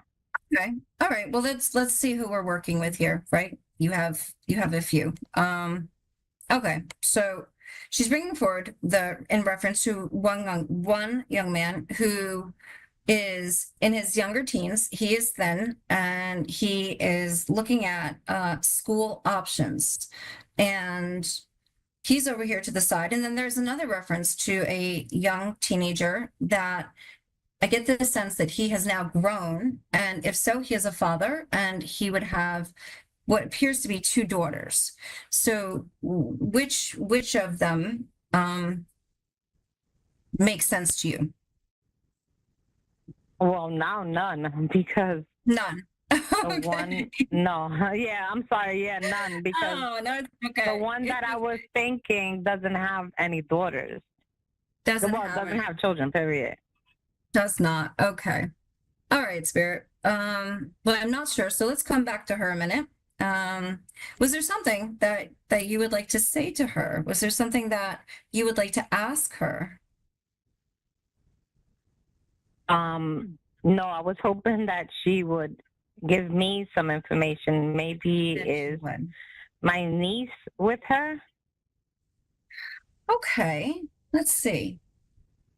Now, if you're referring to your niece, would that be connected to the two little girls that I'm seeing? No. No. Okay. Well, you know what? No, she passed recently. I would love to bring through communication. I don't feel clear. I feel like I have quite a few people here.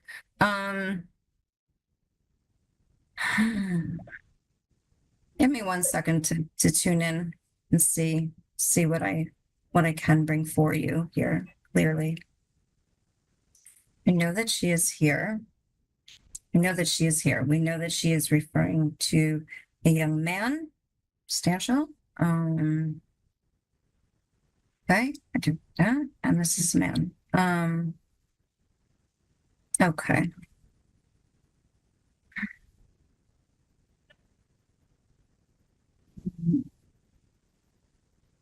I don't believe that I have the best connection with her, and I do apologize for that at the moment. But I do believe that I'm getting many mixed signals here. Let me see.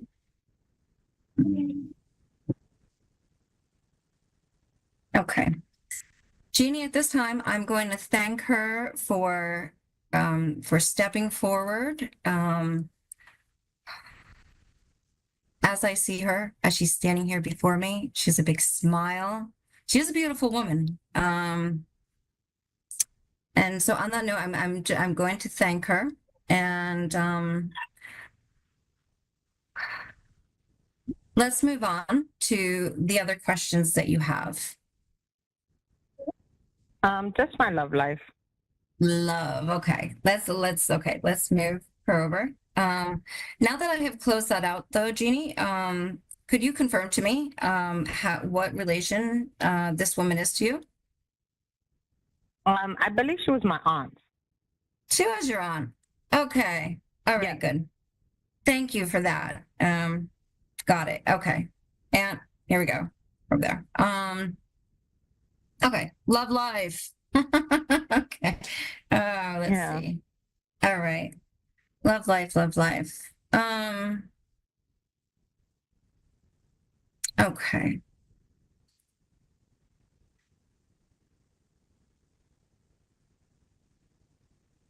You know, the first impression that I'm getting, let me see. Does this involve a current marriage, Jeannie? Well, no. No. Okay. Would your would the person of interest, the person that you're interested in, would they have just left a marriage? Are they considering leaving a marriage? No, that would be me. That would be you. Okay, thank you. And is the name Tom relevant? No, Tom, nothing? Okay. All right, so this no, would be nothing. No. okay, this would be you.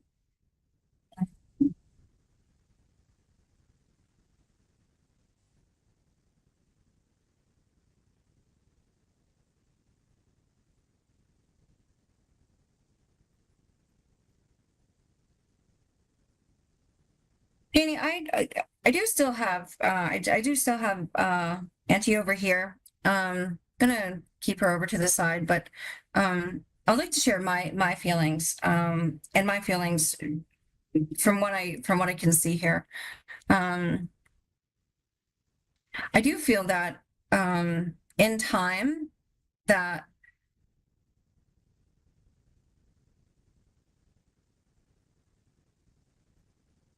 I feel like we're okay. I do feel that it is possible to have love in this situation. It feels like whatever is occurring or has occurred, if there is a possibility of not quick like trust or when I'm looking at trust, I'm looking at possibly like trust in maybe behavior, maybe something like that. I'm not focusing on any kind of like an infidelity or something like that, but say trust in a behavior. It feels like words being said. Does this make sense to you, Jeannie? Not really. No. No, this doesn't make sense. Okay. I don't have a bad feeling and about this, Jeannie. I really wish I could give you a lot more information than I am today, and I apologize for that. But as far as love life, I do get a feeling of a little bit of stagnancy, and I do get an overall feeling of a lot of love behind that. And the impressions that I'm receiving with this is sometimes we would get into little bit of a stale situation. But it only takes 1 second to really just rekindle, to even break out into a laugh, right? Where it just changes the dynamic. And that's the scenario that I do see. I do ultimately see that this is something worth staying in. I do ultimately see that you would be happier staying where you are. Okay. Are there any questions that you want to ask me about that? Or does this make not sense about to you? that. And it makes sense and it doesn't make sense because I'm already in the divorce process. Okay. So words, things, feels like you cannot go back. Feels like already said, already done. Here you are.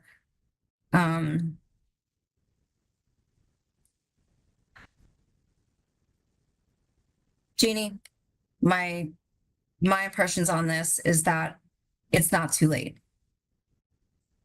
You asked. That's that's my heartfelt impression. And since Auntie had come for you, I would always recommend that taking time to talk to her. Take time to talk to your loved ones, and maybe that will help. Maybe that'll help clear your head. They're always right here listening. So I wish you the best, Jeannie. Thank you so much. And I hope that I've been helpful in some way. You have. Thank you. I appreciate it. Sending you love, Jeannie. Take care. Thank you. You as well. Okay, so, all right. On that note, things can messages that come through can seem a bit overwhelming at first, but pretty much always when we take these things with us and we think about them in hindsight, the pieces do tend to click. So good for that. Let's see. So we have Vanessa. Vanessa, can you hear me? Yes, I can. Hi, Vanessa. Thanks for calling. How are you? I'm okay. How are you? I'm good, thanks. How can I help you today? So, just been going through some stuff right now, and so just want to touch on, I guess, the money side right now, or love. So, yeah. Okay, Vanessa. See what we can do.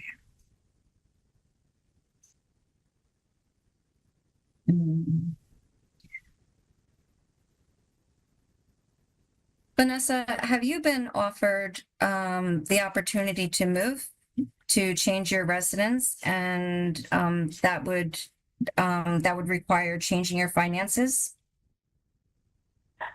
I have not been offered to move as of date, no.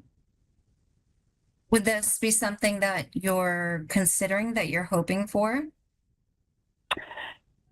It would help with my finances. However, you know, you always have to find the money resources to come up with your first month's rent, your damage deposit, moving costs, all that, and I'm not in a position to do that. Okay.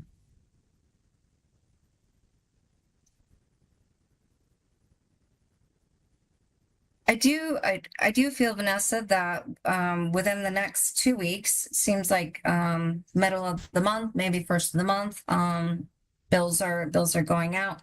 I do feel that before the first, that you are going to receive information that is going to provide an idea or provide a resource, something that is going to come as a surprise, and is going to be very simple for you.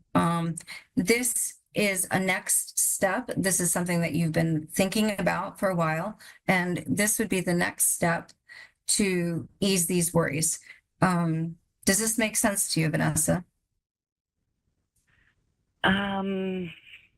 Did you reach out to, maybe you reached out to someone, or maybe you're considering some type of additional help?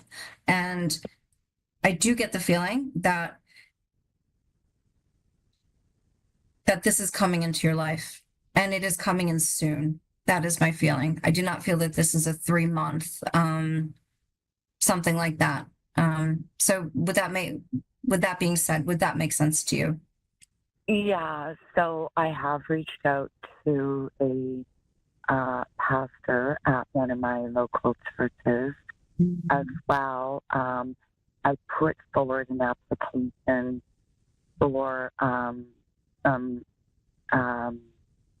to explain, but to kind of describe it, basically an application for some Indigenous money. I do believe that this next step that is coming, this next bit of information that is going to come into is going to involve something different. And I do believe that in going that way, that the next opportunity that I see seems like it is something that is going to be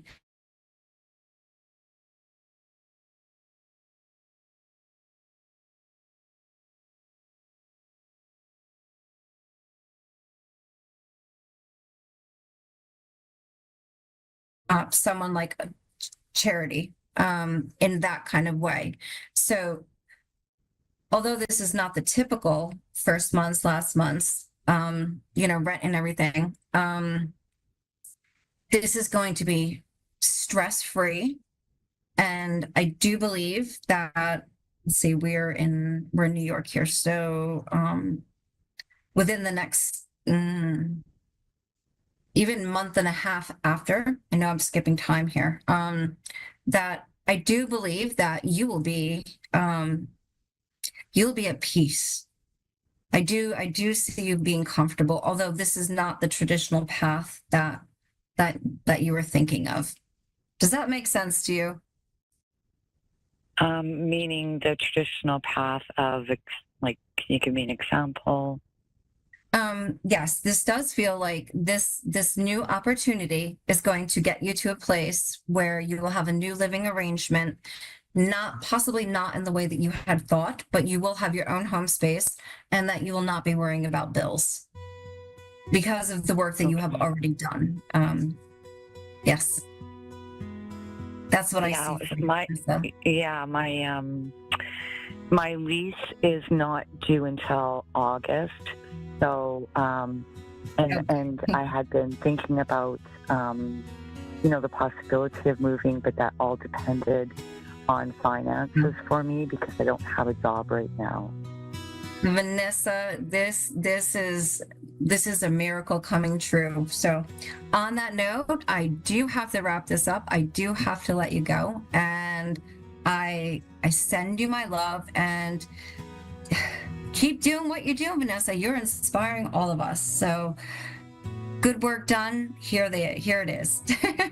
Rewards coming in for you. 2 weeks, Vanessa. So keep an eye out on that. And on that note, see you all next week. All right. Be well.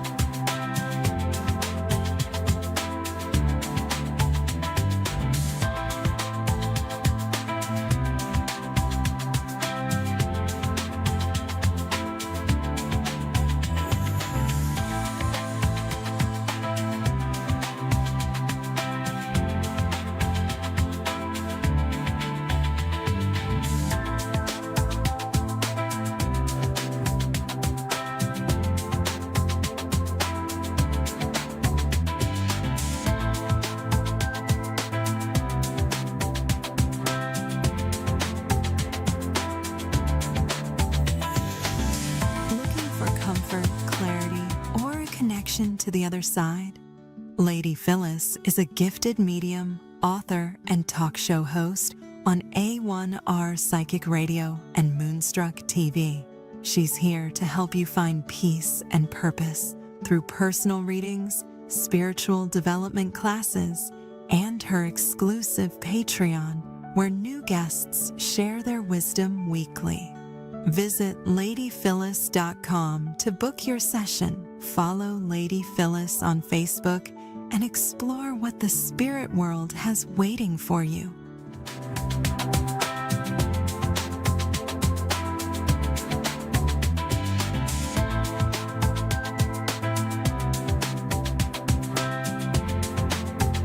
You're listening to A1R Psychic Radio, Earth's #1 psychic radio network, and watching Moonstruck TV and Lightning Television. Welcome. Time for Good Vibrations with Lady Phyllis. Lady Phyllis. Live from ladyphyllis.com. Connect direct. In North America, dial 888-454-2751.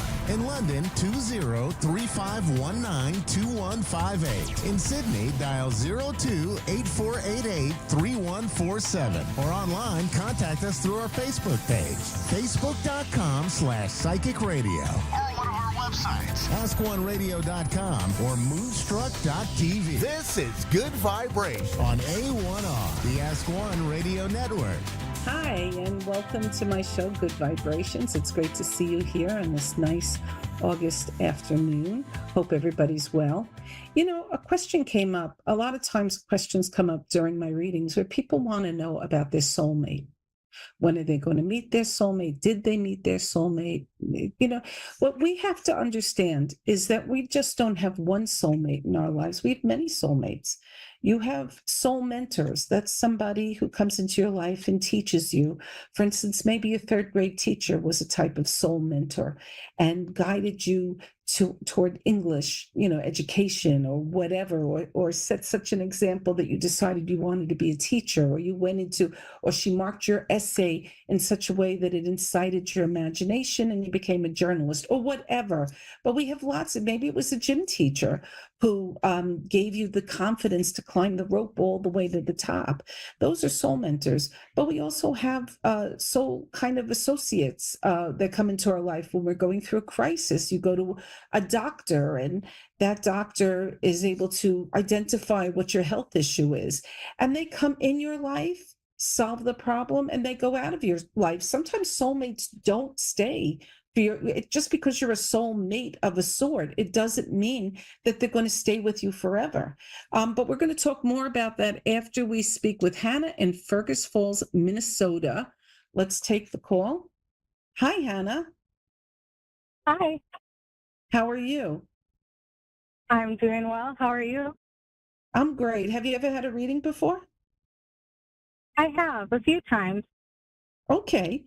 All right. Well, what I do is I ask a person to pick a number from my book, any page, 1 to 366. Pick any page number, and I kind of get that to open the door. A lot of people use tarot cards. I use my book. So can you pick a page number? 27. 27. Yeah, that's one of my lucky numbers, by the way. I always use that when I play roulette. Okay, Hannah. Nice. It says, I am not afraid to accept my limits. So I feel spirit. If they're behind me, it's parents and grandparents. If they're to the side of me, it would be a contemporary. And if they're in front of me, it's a child. But I do feel a woman stepping forward. And I'm going to ask you if you have a mother or a mother-in-law in spirit. No. Okay. Do you have an aunt, somebody who served as sort of like a confidant or a confidant or a mentor in your life, somebody who was older than you? A female? Yeah, female. Grandmas. Both grandmas are over there. Both grandmas are over there. I did feel grandma, but I felt like there was somebody younger. But I'll go with grandma. And I feel this is on your mom's side. Were you closer with your mom's mom? Yes. Yeah, because I feel that this is a grandmother that you were closer with. And she's reminding you that you can't be everything to everybody. Do you understand that? Yeah. That you're trying too hard and you are not saying no when you should. Sometimes we have to say to people, we're going to go to here and we're not going to go anymore. Do you have a sibling that's passed? I do. Yeah. Is this a sister? No, it's a brother. Brother. It's a brother. But do you have a female? There is a female that wants to come through that's either your age or right behind me, like an older. Do you have a cousin? Do you have somebody who passed that's a female? Other than grandmas? Oh gosh. You're going to have to think about it because it may be even a neighbor, Yeah. it may be an acquaintance, somebody went to school with, a friend, but there is someone coming through. But I'm going to go to your brother, and I do have a G or a J name like John, George, Gary. Living or dead, is there any John, George, or Gary? John, my uncle, alive. Alive. And this is your brother on the other side, so this would be his uncle as well, correct? Yeah. Okay. Was he your brother's godfather or something? Oh, Was there a possibly, yeah. relation? Yeah, because because if I'm hearing the name, there's a reason I'm hearing the name. But your uncle, you said it was Uncle John, his mother is on the other side also. That would be your grandmother, right? Yes. Yep. Is your Uncle John having some trouble with walking, or is there some trouble with his eyes? I have two things going on.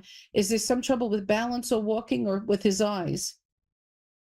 I'm not sure. It's possible. Oh, okay. All right. Well, it's something you can ask your mom about. This is your mom's brother or your father's brother? No, my dad's brother. So you can ask your dad if he speaks to him. But in any case, your brother left suddenly? Yes. Was he responsible for his passing? Yes. Were there drugs or alcohol involved? Possible. I'm picking up more on alcohol than drugs. Was your brother in some sort of an accident?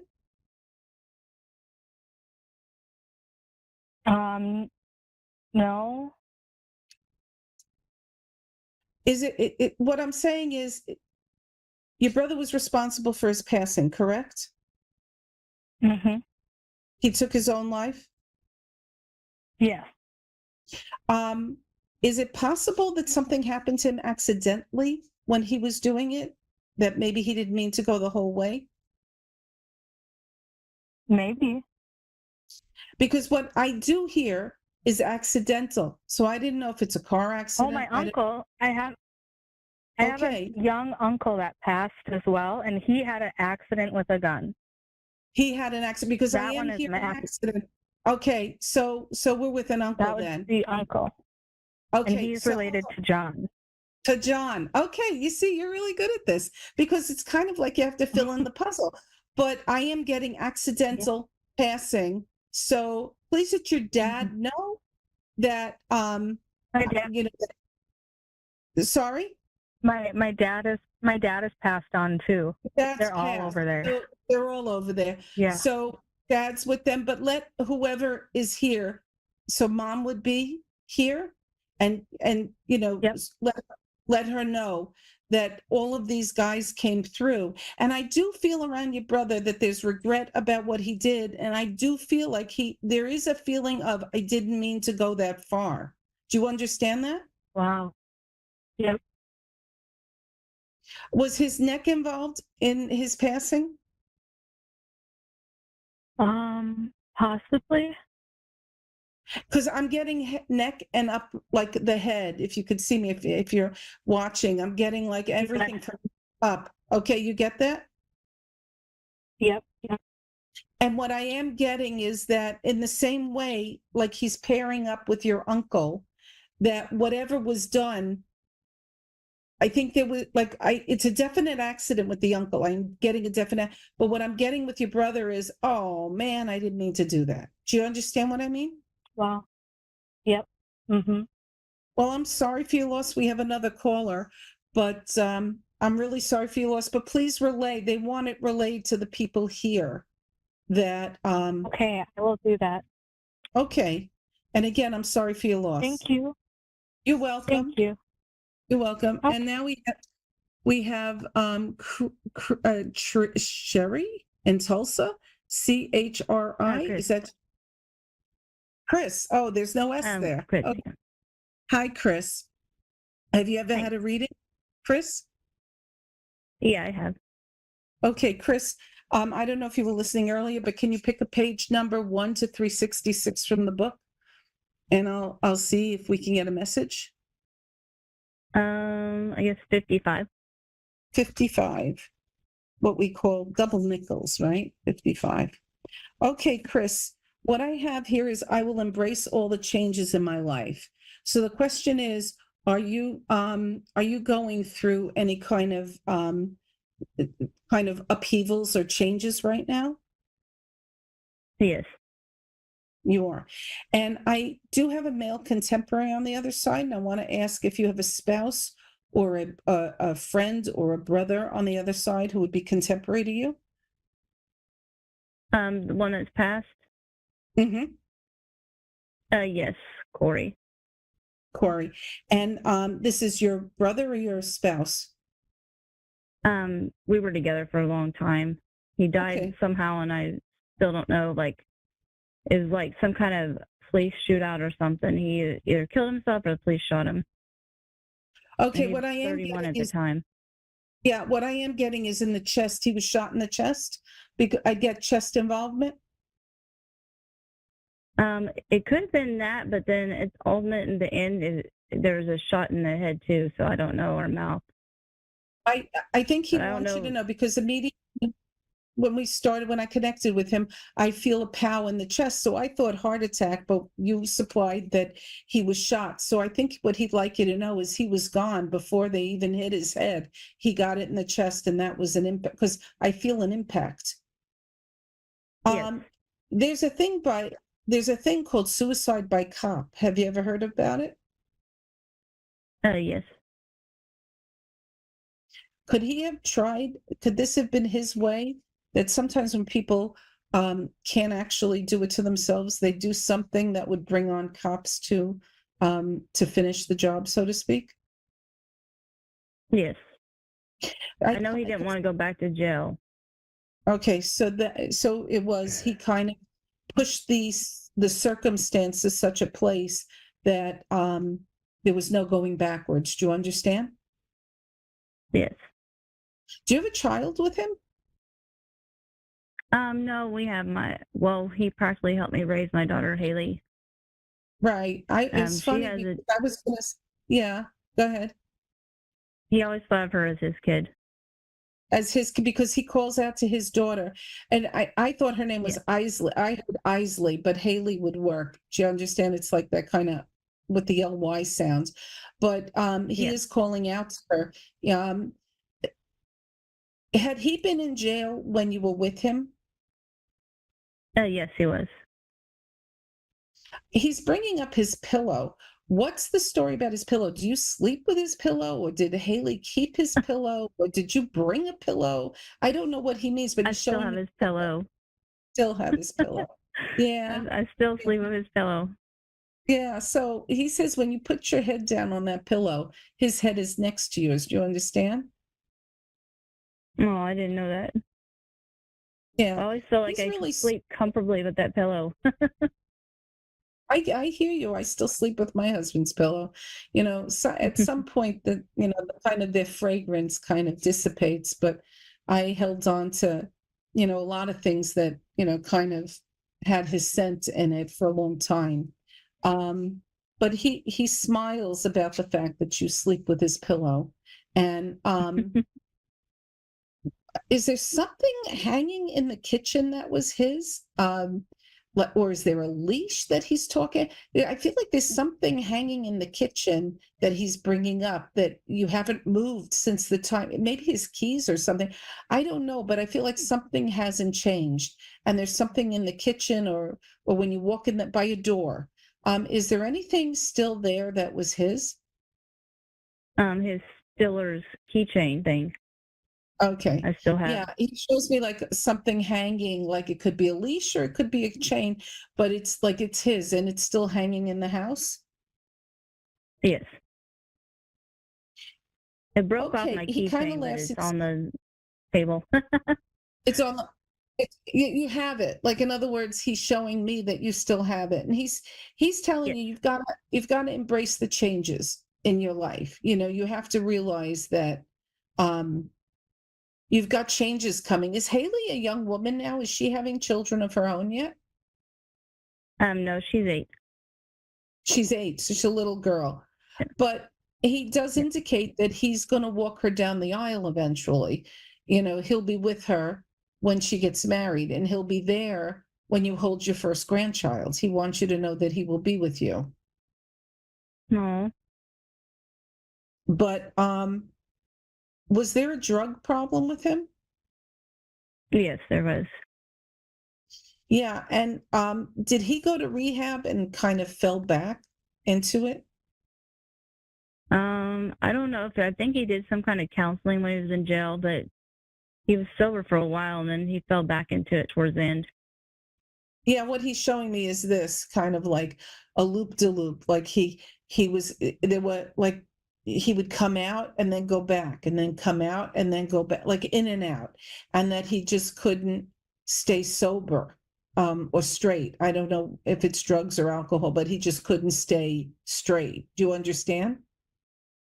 Yeah. And it wasn't anything about you. You know, if he was going to do it for anybody, it would be for you and Haley. But he just couldn't do it. And eventually, you know, like the thought of going back, he was not, you know, he's talking about he couldn't take jail life. Like he hated the food, he hated the companionship, and he hated every aspect, being locked up. He hated it. Now, do you have an animal that passed? Do you have a dog that passed recently? No. Did he have a dog? Did he have a dog that he loved? Yeah, he did, but I don't know. It might be with his mother.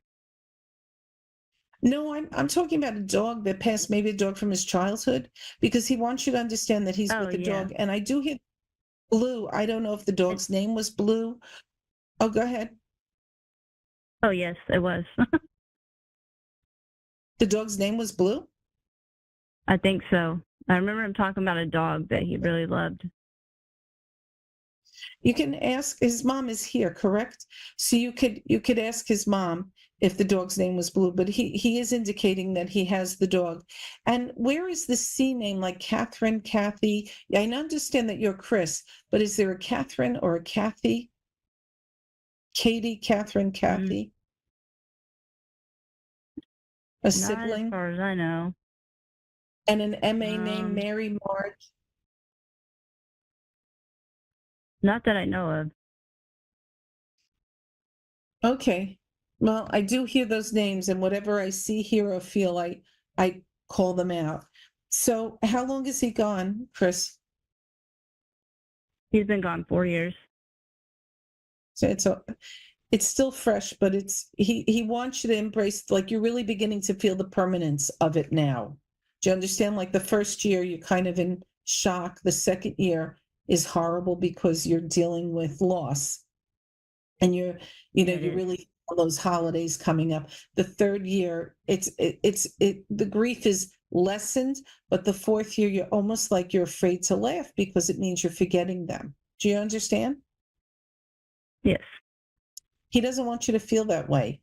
He says, every time you smile and every time you laugh, he's smiling with you. Do you understand? Yeah, it's still hard after 4 years. Of course it's hard. Was he in a car when this happened? Yes, he got pulled over by the police. Yeah, and did he not keep his hands on the steering wheel? I'm not for sure exactly what happened. Because he was with some other people and they never could give me a straight answer either. Yeah, he's definitely showing me his chest, that he wants you to know that it hit him first in the chest. The chest is what he was over when he got, because it's multiple shots. It's not a single shot. Yeah, it's like they really didn't even give like much detail about it, and then his mother wasn't even able to look at the body. So that was weird too. Yeah. Well, again, I'm sorry for your loss. I want to go to the other side of your family. Your mom is here, correct? Yes. Her mother is on the other side? Yes. Were you close with that grandmother? Very close. Yeah, well, she comes through and she wants to let you know that she's watching over you as well. You feel alone. There's a lot of feeling that you're alone, correct? Yes. I lost Are a you lot of not? family for sure. That was close. Yeah, and are you not speaking with your mom? Is something going on between you and your mom right now? We've been fighting a lot. Yeah, she says, you know how your mom is. Where's the S name? Susan? Sherry, Susan? Where's the S name? Living I'm or not dead? sure. Her name's Tammy, though. My mom's name's Whose name is Tammy. Sammy? I don't know. No, that's so there's the yes. My That's the mom's yes name's name. Tammy. Sammy. Yeah, okay, that's the yes name. So Well, grandma's letting you know that definitely her. Yeah, go ahead. oh, Tammy. Oh, Tammy, not Sammy. Tammy. Yeah, Okay. close. She said Sammy. Well, yeah, but no, there's definite, like I get a T or I get an S, but there's an S name around your mom. So, Yeah. so the question is, your grandmother indicates that you know that your mom can be difficult, right? You understand that? Yes, she can be for sure. Yeah, she asks you to have patience because right now you kind of need the helping hand. You've got your daughter, you've got a lot on your plate, and you've got like when I first got on, you have a lot of changes going on. She says try to find Yes, patience because you know, one friend is worth more than having 1,000 enemies. Do you understand? yes, that's true. Yeah. So she says have patience and understand that she's going to react certain ways because she wants to protect you. But don't fight with her. You could use you need the hand. Do you understand? Yes, I do for sure. Okay. Do you have any questions? I guess about my dad's health. Is it going to get better? Is he having a breathing issue? No, he had the skin cancer. It was removed and then it came back as a nodule or something. They're doing some testing this week. I kind of feel like, I did feel someone's having some breathing issues. I don't, if it's not your father, it may be somebody else, a father-in-law, it could be an uncle, whatever. But I think with your father, this is going to be chronic. He's going to have to keep going back and forth, and they're going to keep taking off, skin cancers. But I think that, he's probably going to have to go for treatment. But I'm not seeing anything rough, only that he's going to be in treatment for a while. Will he agree to do the chemo finally, or is he still going to be stubborn? I think that he's going to do it, but it's going to be a fight. I do think that he's going to do it, but it's going to be a fight. But your grandmother says, your father, you're closer with your father, right? Than with your Yeah, mom? I'm close to my dad. Yeah, she says, you know how to twirl him around your little finger. You know how to do that. So, so you know did my exactly daughter. what to Yeah, she says. It's funny because my daughter does the same. Yeah, she says, pull out the artillery.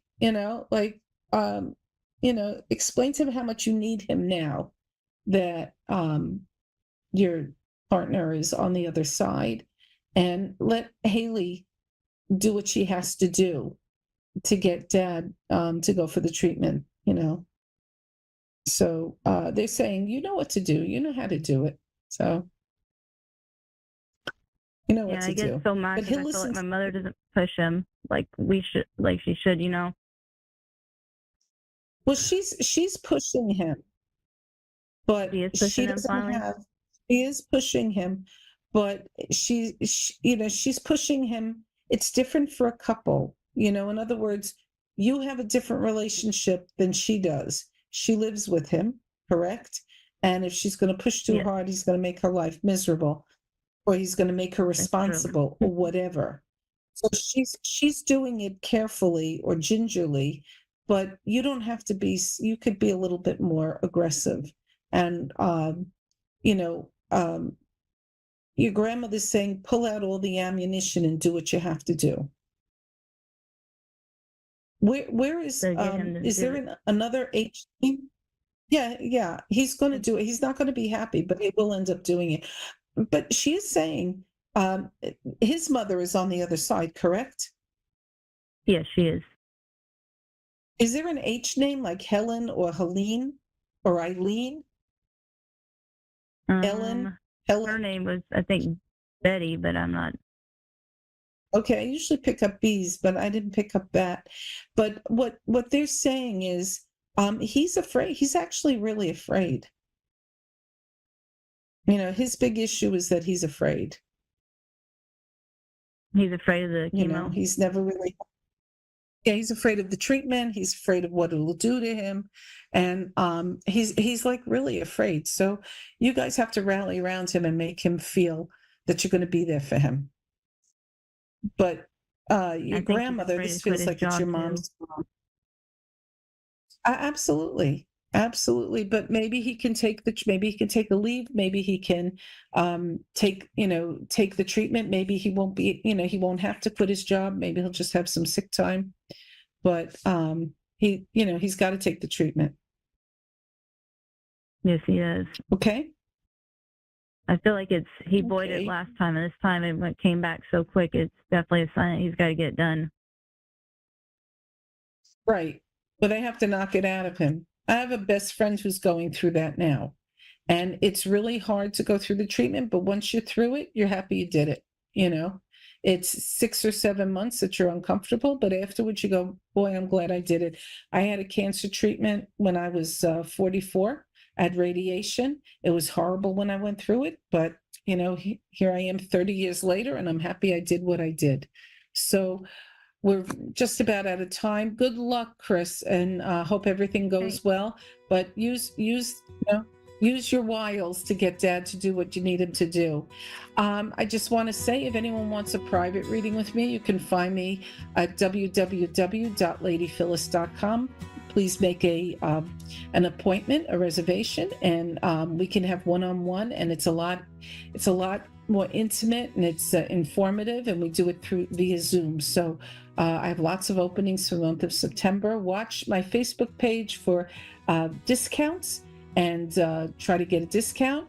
Class started, so you guys missed the last class, but I will have another class starting in a few weeks, and you can always pick up my book on Amazon. So hope to see you all soon. And going back to soulmates are made. That's something you have to realize. It's not like a Hallmark movie.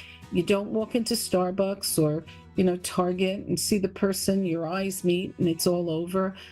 Soulmates are made. So a lot of times you have to take the time to make your soulmates. Soulmates are the people who stay with you when the chips are down. Soulmates are people that support you when no one else is there for you. And understand that you have multiple soulmates. In the case where you've lost your partner or lost your soulmate, understand you have multiple soulmates in your life. Your daughter-in-law could be your soulmate. It doesn't always have to be romantic. Your grandchild could be your soulmate. Your kid could be your soulmate. Everybody has different soul contracts with you, and they stay with you until that contract is fulfilled, and then they move on, and new soulmates come into your life. So start paying attention to the people around you, and understand that you have multiple soulmates in your life. Pay attention to what they see and say to you, and appreciate them.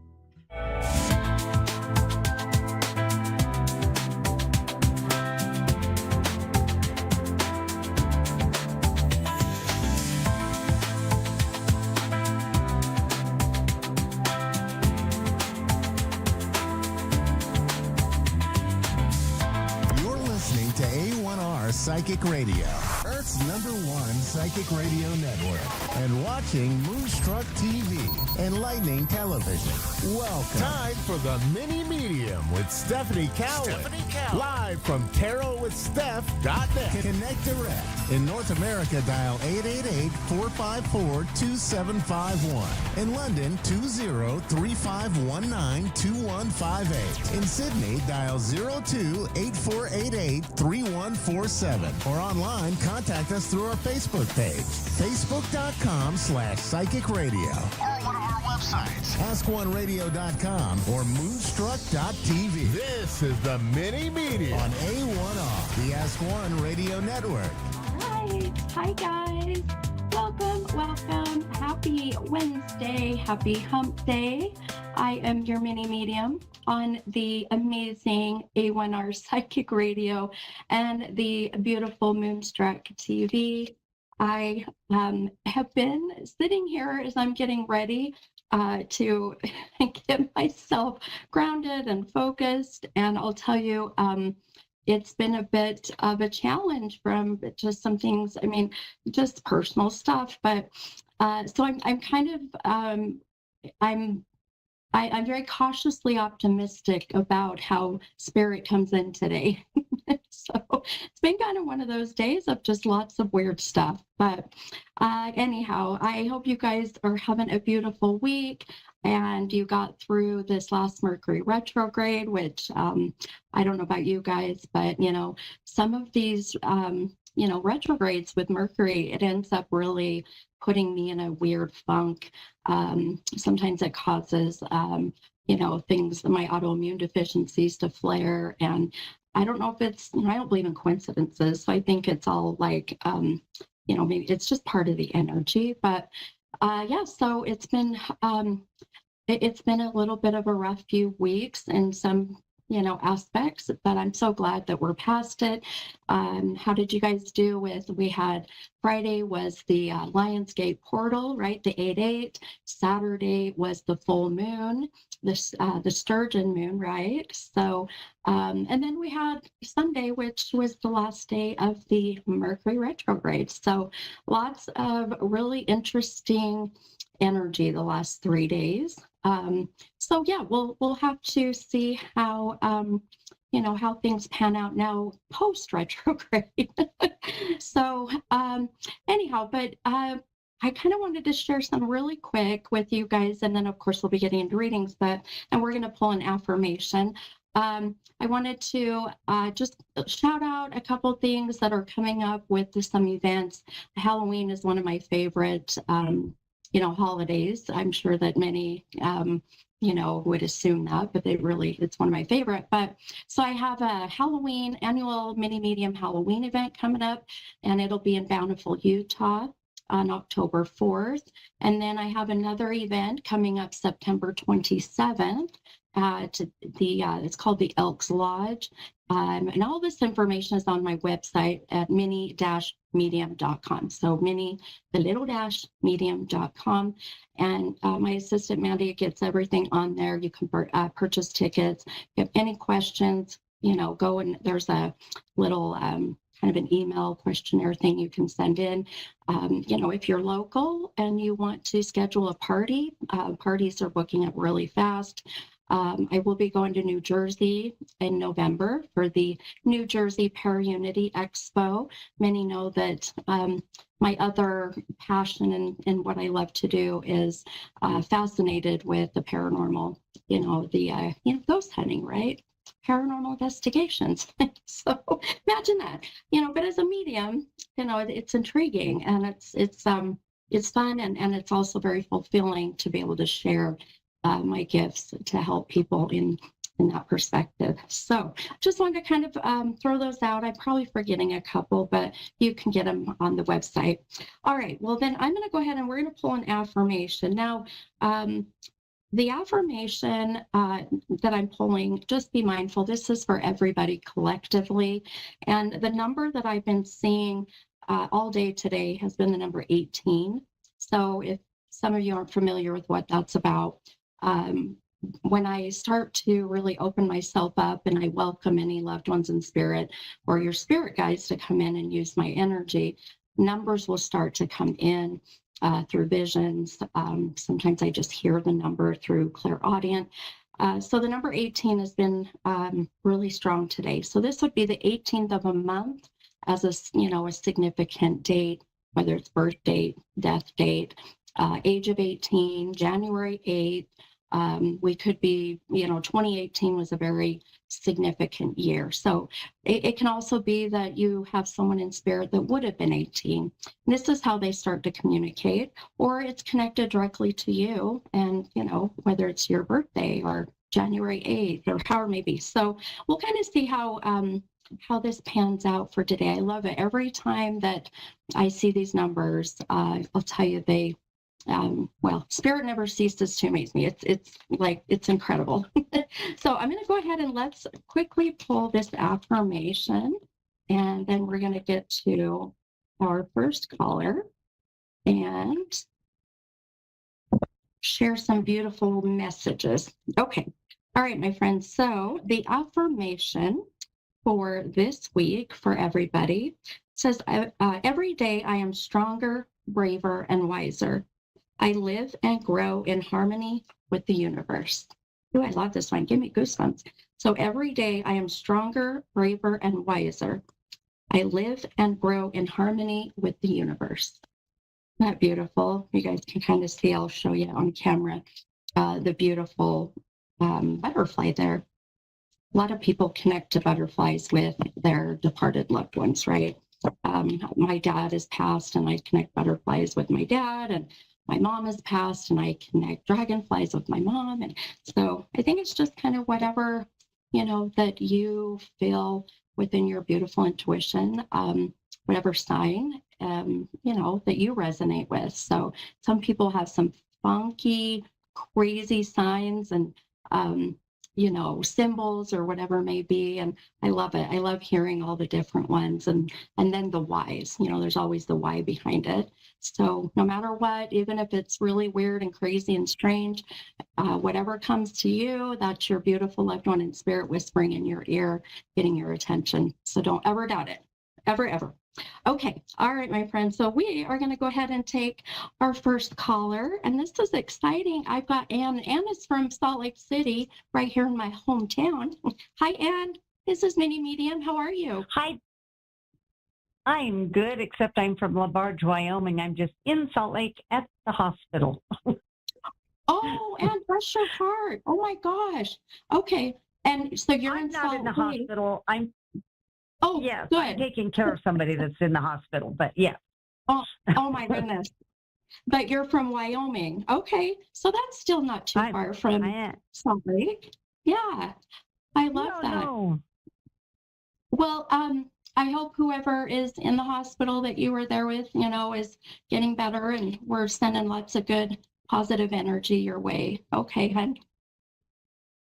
Yeah, thank you. We're thinking that this surgery will do the trick. Good. Good. I love it. Okay. All right, my friend. How can I help you tonight? Oh, let's see. We've spoken before. And if you're talking about the 18th, I think that's when we finally got to connect after your granddaughter threw your phone away. Oh my gosh. Yes, I know. We met at Phenomicon. Yes, we did. Oh my gosh, Ann, how are you? I'm good. Oh my gosh, that's amazing. That was a while ago, about a year ago, huh? It was about a year ago, and I've had quite a year. Oh my gosh. Well, you sound amazing. I'm sorry you're in Utah for what you are, but I can't wait to connect tonight. Is there a specific, is there a question or just whatever comes, whatever you're feeling drawn to? Just whatever comes, dear. I mean, like I said, I've had quite a year, and I think things are on the upturn. I kind of want to know. Really feel like I've had a lot of angels around, and a lot of helpers and guides being sent by them and whatnot. You told me I was going to do shadow work, and I have been. Thank goodness. It probably saves my sanity. Oh. But just whatever comes to you that you think I need to know. Okay. Oh, perfect. Well, I always say, shadow work is not meant to be easy because it's the things that, it's the hard things. And our brain isn't built to do hard things. So we end up trying to avoid it or, procrastinate, doing what we need to do. But I'll tell you, once you get into your shadow self and you start to understand, why you do the things you do or why you have the energy that you have or put out there, it really helps you to love yourself even more, but also, to love the flaws, quote unquote. But then it also helps you, to get past those, barriers and the hard things that really hold us back from living our best life. So I'm happy to hear, and I love hearing that you've been working on that. That's so wonderful. I love it.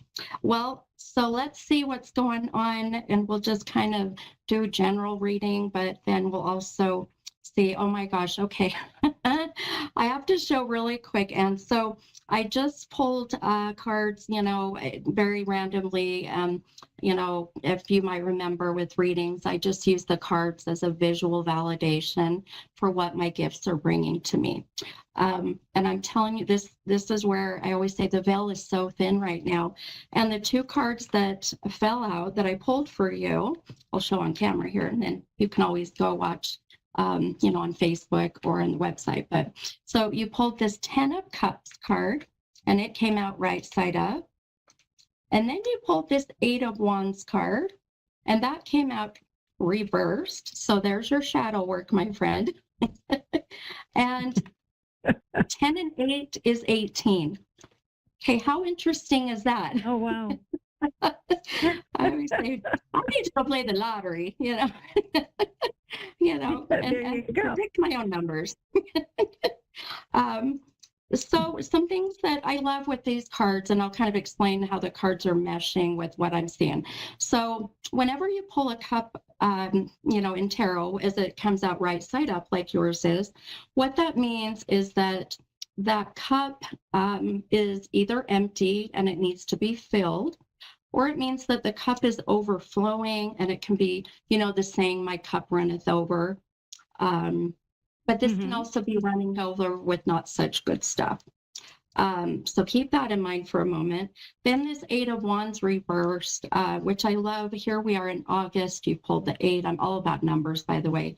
And a wand is fire. A wand is where you're, in a sense, it's like a fairy godmother wand. And you're using that wand to get what you want, when you want, and how you want it. So if anything, my friend, the two cards are really validating all the work you've been doing, the last year, really starting to focus on the cups that are running over with goodness, but then also making sure you're filling up your cup. So this is where the shadow work comes in, and it's about letting go, my friend, and it's about just surrendering to the divine, surrendering to whatever comes. And, I always say everything happens for a reason. I know it's a cliche saying, but I truly believe it. One thing I will tell you too. Oh, go ahead, hon. Go ahead. No, that's fine. Go ahead. Okay. What are you going to say? I get flowing and things just start going. No, go for it. One thing I'm telling you, I want you to be mindful of October. I'm going out to about October, November, and I really feel about that time you're going to see what I would say is a shift in the momentum of how things have been. But it's in a very positive way, and I'm always very transparent and honest. I tell people, I won't sugarcoat it. I tell you what you need to hear. And as I see about that time, it's a sense of we're really filling up that empty cup that for you personally has been empty. This is filling up your cup. But then we've got the one that is overflowing with goodness.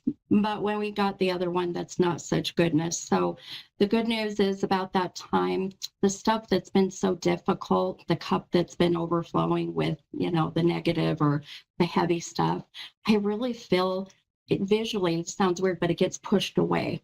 So for me, that means you're going to be really seeing all the blessings, all the goodness, and just that beautiful energy that you put out in the universe, I also feel like I've got some spirit coming in. This very much feels to be a dad, father. Has dad passed, Anne? Has your dad passed? Yes. Okay. I want you to keep in mind, he's showing me about that October, November time as well. I don't know if this is a birth date or death, month.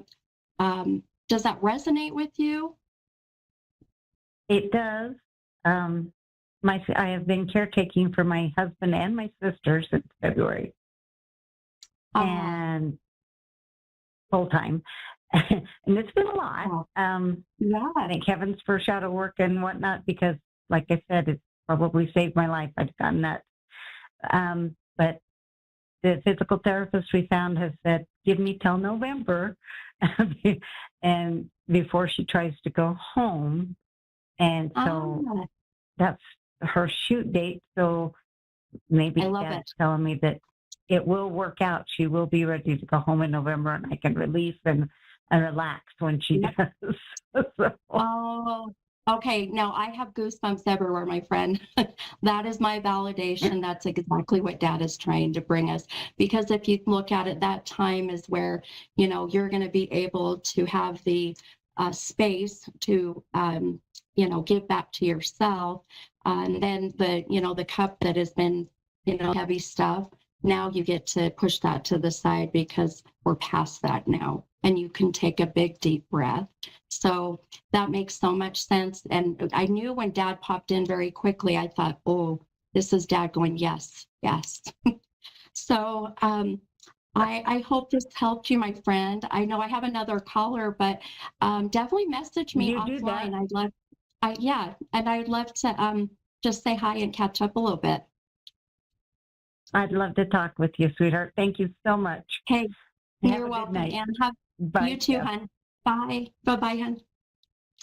All right, you guys, isn't that amazing? I love when our loved ones on the other side come in and they're like, yes, this is it. They'll just validate it. Okay. All right, guys, we'll have we have time for another caller. So I believe that I think it was Luann I saw from Connecticut. Hi, Luann, this is the mini medium. Hi. How are you? I'm doing well. Good. How are Good. you? I'm doing wonderful. Thanks for asking. I always feel like I'm always asking, and then when someone asked me back, I went, oh, someone asked me. Oh, but how can I help you tonight, hon? So there's a guy that's been in and out of my life, and it came back in during Mercury retrograde, and it's going to come back around, and I don't know if this is like, do I stay or do I go? Like, is this going somewhere or is this not going somewhere?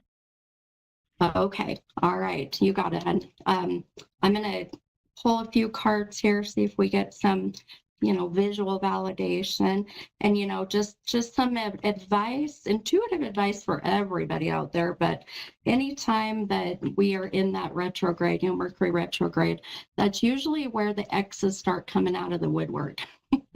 And they start coming in. And they tell us what we want to hear. They, do things that we, feel like they never did in the past. And then we get past retrograde, and then it's like things go back to the way they were. And just so I always say, be very careful during the, retrogrades, because it's just where it's the universe challenging you, and the universe going, all right, I'm going to give you this time to really do some shadow work, like I was telling with Anne, and we're going to see how you react and respond. And then if you react and respond in a productive way, or there seems to be progress, then, then the universe goes, oh, you're ready. But if we keep going back and backtracking, then it's like a vicious cycle, So, it's not really backtracking. It's an energy that just won't die. I don't know how to describe it. That's fair. We haven't been romantic in a year and a half, but it's not that we. When we split romantically, we were lifelong friends. We split romantically after a year and a half. Okay. I guess. Oh, okay. And it's been over a year since we've been together. But he's still been in my life because he's the little brother of a dear friend who passed away. Yeah. And his anniversary will be September 2nd. So I know I will see him. Yeah. Yeah. Okay, I have to tell you, you just said September 2nd, and I'm all about numbers and numerology, and I've been seeing the number 18 today, and September 2nd is 9 and 2, which is 9 times 2 is 18. There's some feeling of maybe this young man that connects to you that his past might be trying to come in and be a little bit tricky with me. Like, the spirit knows I hate math. I can do it, but it's not my favorite. And they'll literally do this kind of stuff. So we very well may have a little bit of, this mail coming in, which, I always say they're the best guides. I listen to them more than anything. But let's talk about the cards that came out, and I'll help you with this. And so are you familiar with what a twin flame is? It's not my favorite thing to throw out there, but do you know much about that? Yes. You're laughing, going, yes, I've heard this many times. Well, here's your sign, my friend. And twin flames, I'm just not a big fan of throwing twin flame or soulmate. It's just not my thing. But I'll say, you found your person. Twin flame, I kind of feel that there's that energy there. But I really do feel this, this relationship, this guy is like a twin flame energy. Twin flames always come back around. They never leave your side. I mean, and the way I kind of put this is for everyone else who maybe doesn't know what a twin flame is. How I put in perspective is, here's this soul that comes down, from the heavens, if you will. It splits off. One part of the soul goes into your body at conception. The other goes in his at conception. And then what happens is throughout life, that magnetic energy pulls you together and you can't pull it apart. And then when you do pull it apart, it just finds its way back, So the good news is this guy will always be in your life. The bad news is this guy will always be in your life. It's the twin flame karmic energy. But I'll tell you, I love with your cards that I pulled, my friend. So you pulled this Knight of Pentacles. I'll show them on camera too. You pulled a Knight of Pentacles reversed, and then you pulled a King of Cups reversed. And here we've got two very masculine energies, right? The divine masculine, the Knight and the King. So this is where I always say even the cards will validate, the stuff you're dealing with, right up front on that heart chakra. You're a very loving person, my friend. I can feel it. My gosh, my friend, you give all. It's like wearing your heart on your sleeve. And I always say, it's a blessing and a curse in that sense. So one thing that I do, I feel, let me ask you, I just heard a name. So I keep getting name like, C or K, 2 syllable. So like Kevin or Calvin, Kenneth, 2 syllable C or K name. Living or past, do you resonate with that name by chance? Kenneth passed. Who is Kenneth, hon? So Kenneth is actually a guy that I tried to hunt down over the years. He was a profound person of healing in my dating life, and I tried to track him down to let him know some things, and found out that I found his obituary.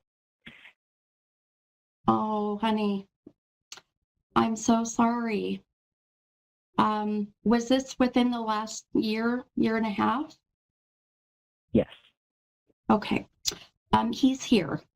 And this is where I'm telling you, the names have been coming in so strong. The veil is so thin. And, you know, as I'm getting ready to give you some, you know, guidance and, you know, how to move forward with this, anytime a soul comes in that strong and, you know, I can hear the name that clearly, it really means that they are very protective of you. And I do feel that he is that way. I do feel that I need to tell you, as I'm hearing him, that you are, I'll PG rate it. How's that? So how I hear some of the things he's saying, I'm like, I can't say that on the radio. He's hilarious. I'm just going to say you are an amazing mother. You are an amazing woman. He keeps saying that, you know, when they say the one that got away, he keeps saying that, the one that got away. Do you understand that? With him, no. Do you feel that's with this gentleman we're talking about? It could be. I would see Okay. it more with him. Okay. And you know the saying, you can lead a horse to water, but you can't make it drink. You know that saying? Yeah. He keeps saying that about you. So he knows you're stubborn. I told you he's hilarious. One thing I will He's the tell you. greatest. Oh, go ahead, hon. Oh no, he is the greatest. When I dated him, I was in such a bad space, and he called me out on everything. There you go. But that's why he's here. He was so much fun. Yeah, absolutely. Oh, I love it. Gosh, I know I've got about 90 seconds here. I'm going to get all this in. So some things that I just want to tell you that he's showing me, but I'm also seeing, you know, through, you know, clairvoyancy, claircognizance, his visions that pop in. I want you to really take the next 4 months. You're probably not going to like me for saying this, and just kind of do a detox with the masculine energies around you, that as much as you can, because I do feel next year, January, very beginning of the year, there is a new connection. Now it could be this guy that you're talking with, but it's for that to happen, it's like a cleanse for you. Does that make sense? I'm trying to explain this the best way I can.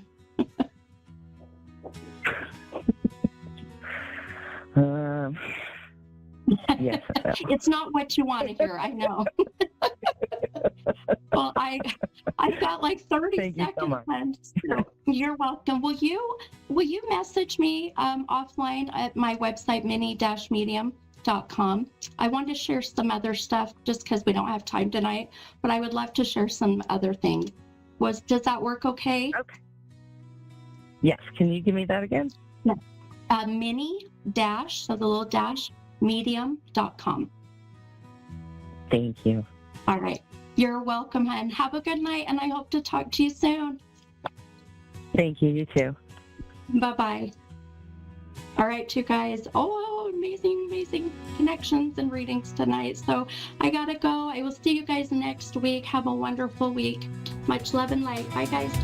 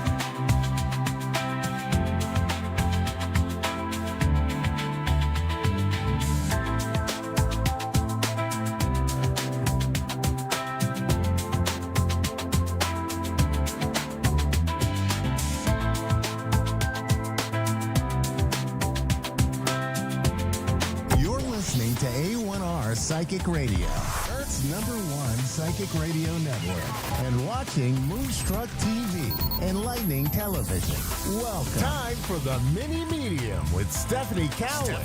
Live from TarotWithSteph.net. Connect direct. In North America, dial 888-454-2751. In London, 20-3519. You're listening to A1R Psychic Radio, Earth's #1 psychic radio network, and watching Moonstruck TV, enlightening television. Welcome. Time for Angelic Insights and Healing with Margaret Phillips. Live from AngelsAlwaysAroundUs.com. Connect direct. In North America, dial 888-454-2751. In London, 20-3519-2158. In Sydney, dial 02-8488-3147. Or online, contact us through our Facebook page, facebook.com/psychic radio. Or one of our websites, askoneradio.com or moonstruck.tv. This is Angelic Insights and Healing on A1R, the Ask One Radio Network. Hi, everybody. Happy Tuesday. I hope you're having an awesome day. For those of you who don't know, I'm Margaret Phillips. I am the owner of Angels Always Around Us. I am an intuitive life coach, a psychic medium, a pranic energy healer, a Reiki master, a shamanic energy healer, and a certified hypnotherapist. You can find me at AngelsAlwaysAroundUs.com, or you can find me on my Facebook page at Angels Always Around Us. My TikTok is at Angel Margaret P with the number 8. My Instagram is just at Angel Margaret P. And I think that's all my social media chat. Oh, and you can also find me Angels Always Around Us on YouTube. So a couple of things while we're waiting for our caller to connect. Just let you know of some upcoming events I have. Okay, every Monday through Friday at 7:30 a.m. Eastern Standard Time on my Facebook page, Angels Always Around Us, and my YouTube channel, Angels Always Around Us. I am doing angelic morning moments where you can start your day with me. We'll do a quick grounding exercise, and then we'll do an inspirational card or message of the day. It's really great. We started that this week. I got many requests for my podcast to start back up, so I started doing that. And, you know, every day it's a little different, so it's never the same thing twice. So make sure you pop in when you can. You can also watch the replay on my social media channels, live replay, either way works for you. Also, every Tuesday, just like today, I am here on A1 Radio, A1R Radio. We have... that's 4:30 Eastern Standard Time, and you can access that through A1R Radio Psychic Facebook page. The first Wednesday of every month at 12:45 Eastern Standard Time is my Angelic Insights Cafe. That is free, and it is on Zoom. That is, again, first Wednesday every month at 12:45. And one last thing, on starting August 21st, this month at 6 p.m., again on Zoom, the third Thursday of the month, Your Path to Thrive. This month for August, we are doing August alignment, intuitive prep for your thriving fall. We are going to clear some energy and set some intentions. We are going to do some work and get you ready so that you can thrive this fall, not just survive. So if you feel like you've been stuck or you're just going through the motions, let's get you set up, and Your Path to Thrive is all for you. You can come this month, come next month, come every month, come when you can. It doesn't matter. Again, that's the third Thursday every month, 6 o'clock on Zoom. Starting on August 21st, you can again check out my website or my Facebook page, Angels Always Around Us, to find out more information about that. And hello, Fran from Raleigh, North Carolina. How are you today? I'm very good, thank you. How can I help you today? Day. Just a general reading, I think. Okay. See how much more interesting your life is going to get? I'm sorry? Do you want to see how much more interesting your life's going to get when the calm is coming from the chaos? Yeah. Just a general idea. Okay. Just bear with me 1 second. Sure.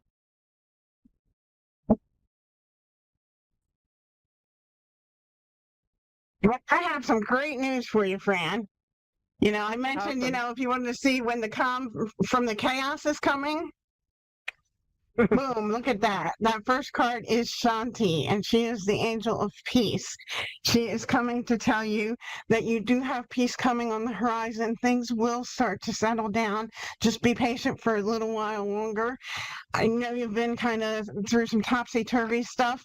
And, for those of you other than Fran who are listening, I know the energy has been really weird the past month or so. It'll settle down, guys. Just hang in there.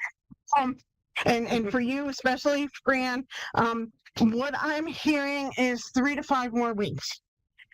I know that might sound like, oh my gosh, that sounds forever, but it's not. And just keep praying to your angels, praying to your higher powers, asking them to continue to give you the added strength. And what I'm hearing, what is going to help you, Fran, more importantly, is gratitude. How often do you do gratitude lists ever? Actually, I try to make a practice every day. Mm-hmm. Do you write down or do you just do it in your head? I do it in my head. I have a ritual that I go through it at night that, I thank my angels and spirit guides and family and spirit for That's signs, awesome. synchronicities. That's awesome. Like I said, though, maybe see if when you first get up in the morning, you can think of 3 things that you're grateful for. I know you said you usually do your ritual at night. Try doing it in the morning as well.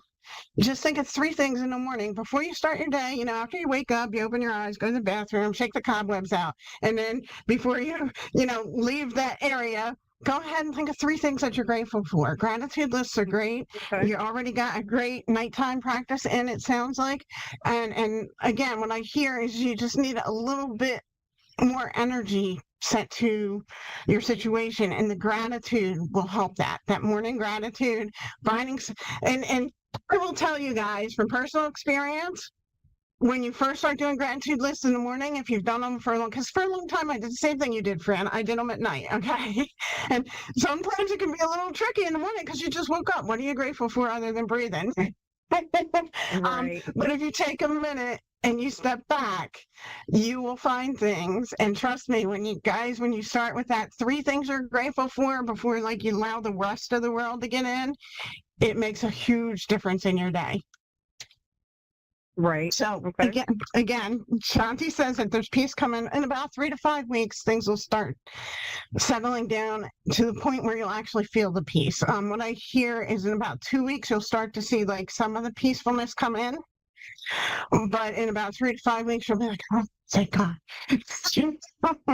So along with that peace, though, I will tell you, Fran, you've got a message from Isabella here.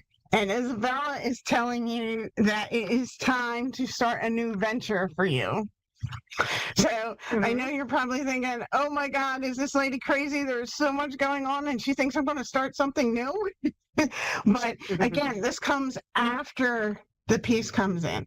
So, the next 3 to 5 weeks, you can kind of kick around some other ideas that you've been thinking about, kind of work on maybe seeing what feels like it should be materializing in your energy field right now. But wait until the peace comes before you start putting that into place. Because like I said, Shanti was first, so we got to kind of let things play out in order so that we can get you the best way possible. So if you try to jump in and start your new venture first, you're going to drive yourself crazy. But let the peace come. Once things start settling, then start your new project. And as you start your new project, Serafina is coming to you. And she is the angel of families. And she says there is a happy change coming after you start your new venture.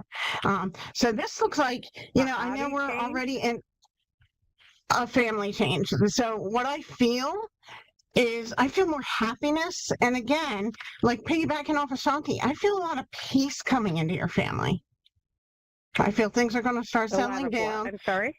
A lot of peace. You guys are going to be able to communicate better. And people who've been hiding their feelings, it feels like probably about January-ish, they're going to start actually sharing their feelings instead of, sticking everybody out and making people wonder what they're thinking. And that's going to add more peace and more happiness, because when you communicate well, it makes it better for everybody. Yeah, Do for you have any my family questions? too. Yeah. I'm sorry? So I said, do you have any questions about anything?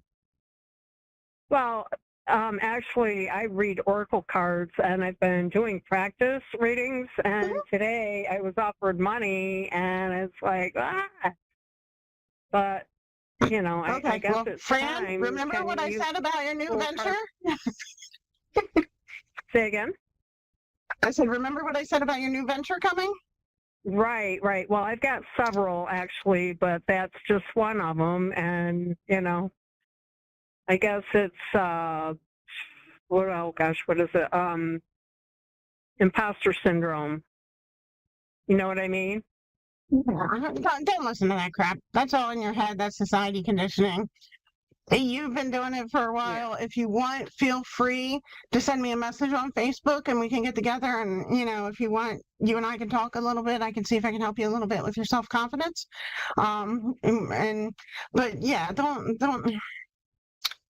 you've got time. So,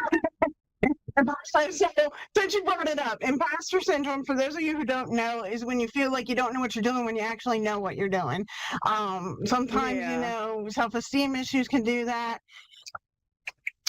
I will tell you what, right Fran, I would like to offer you something.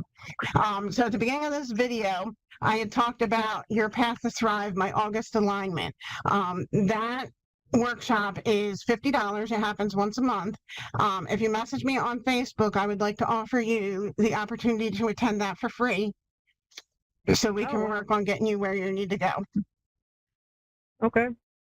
And I will tell you, this is a special thing I don't offer for anybody listening. And so, you know, I've not offered this free to anybody. Okay? This is just one thing that Spirit is telling me to do to help you.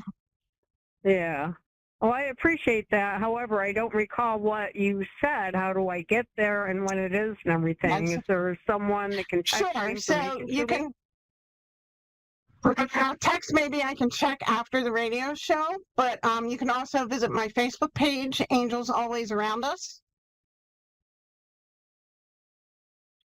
Angels Always Around Us. Okay. Yes, and you'll see it there. It's on the event page. It also has, it's got a picture of a lady kind of meditating, and she's got like some fire going on in the background behind her. Okay. So you'll see it there. Like I said, you can also message me, send me a message on Facebook. We'll chat. We'll get you all hooked up.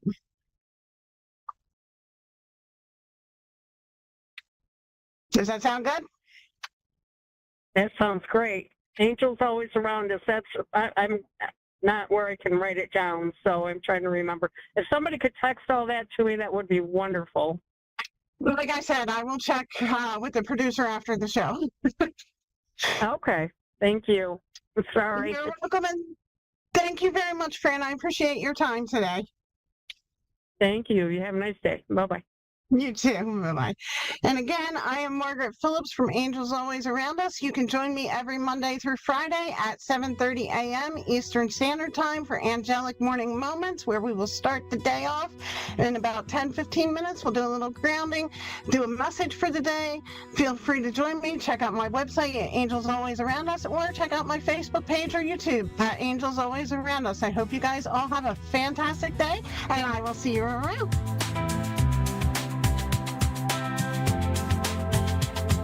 You're listening to A1R Psychic Radio, Earth's #1 psychic radio network, and watching Moonstruck TV and Lightning Television. Welcome. Time for an offering of light with Robin Chaney. Robin Chaney. Live from RobinChaney.com. Connect direct. In North America, dial 888-454-2751. In London, 20-3519-2158. In Sydney, dial 02-8488-3147. Or online, contact us through our Facebook page, facebook.com/psychic radio. Or one of our websites, askoneradio.com or moonstruck.tv. This is an offering of light on A1R, the Ask One Radio Network. Hello and welcome to Thursday night on A1R Radio. I'm excited that you're here, and I am here to kick it off. And so if you don't know, I am Robin, and I am a healer, and I am here to help you heal. So whatever that looks like for you. Tonight, if you're having physical symptoms, spiritual symptoms, mental symptoms, emotional symptoms, put that out, put your intentions out there for this light, for this energy to help you and help you move through into a brighter day, right? Sorry, my videos, it's stuttered and it threw me off. So I apologize for that. So welcome to everybody who's new here, and welcome back to everybody who's been here before. I'm excited you're here. And I hope you enjoy what I have to offer. And if you do happen to enjoy what I offer tonight, please visit my website. It's robinchaney.com. And you can see what other offerings I have. And I actually have a group coming up, which is online. It's very low cost. It's $25 plus cost for it to be set up. And it'll be Saturday, August 30th at 12 p.m. Eastern time. So if you're able to make it, I would love to see you there. And there, I will be live and you will be on my screen, and I will do some one-on-one readings and healings. So if you're interested in that, please join us. And that is 2 weeks away, a little over 2 weeks away. All right. So let's go ahead and get settled so we can all receive some healing, some beautiful light. So on the count of 3, let's take a deep breath in. 1, 2, 3. Deep breath in. And release. That feels good. Let's do that one more time on the count of 3. 1, 2, 3. Deep breath in. And release. All right. So I'm just going to start with sending some light.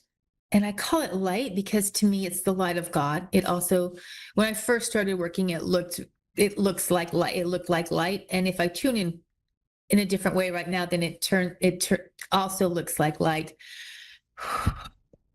But normally they have me looking inside bodies and looking inside energetic fields and reading people's hearts and souls. And that's why I don't see the light per se all the time anymore. But if I tune into it, there it is, bright and beautiful. It's like liquid gold.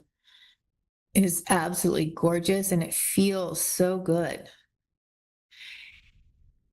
So if you want this light to work on anything specific for you, please just set your intention for it and the light will go to it. So I feel like oh, wonderful. I feel a good bit of people watching this, so that's good. If not now live, they will see it later. And I am really excited about the feedback that I get. So please reach out, send me an email, send me something on Instagram or Facebook. I'm at Instagram, I'm robin.chaney. Facebook, I'm robin.chaney.12.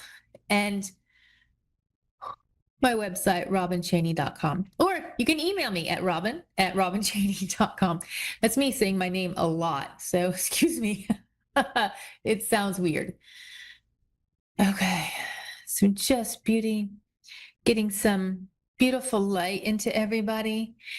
And I'm picking up on a couple people and they feel, and this is actually coming to me before I started, like I want to help people ground. And I know people ground in many different ways. And I love that because it's important to feel grounded and safe and secure on the earth. So I'm just going to walk through a little exercise that I do when I'm grounding, just to give me a little extra. All right. And so first start out just by grounding, however that resonates with you. I always say, I now ground into the earthly mother. Some people grow roots into Gaia. However that resonates with you, go ahead and do that now.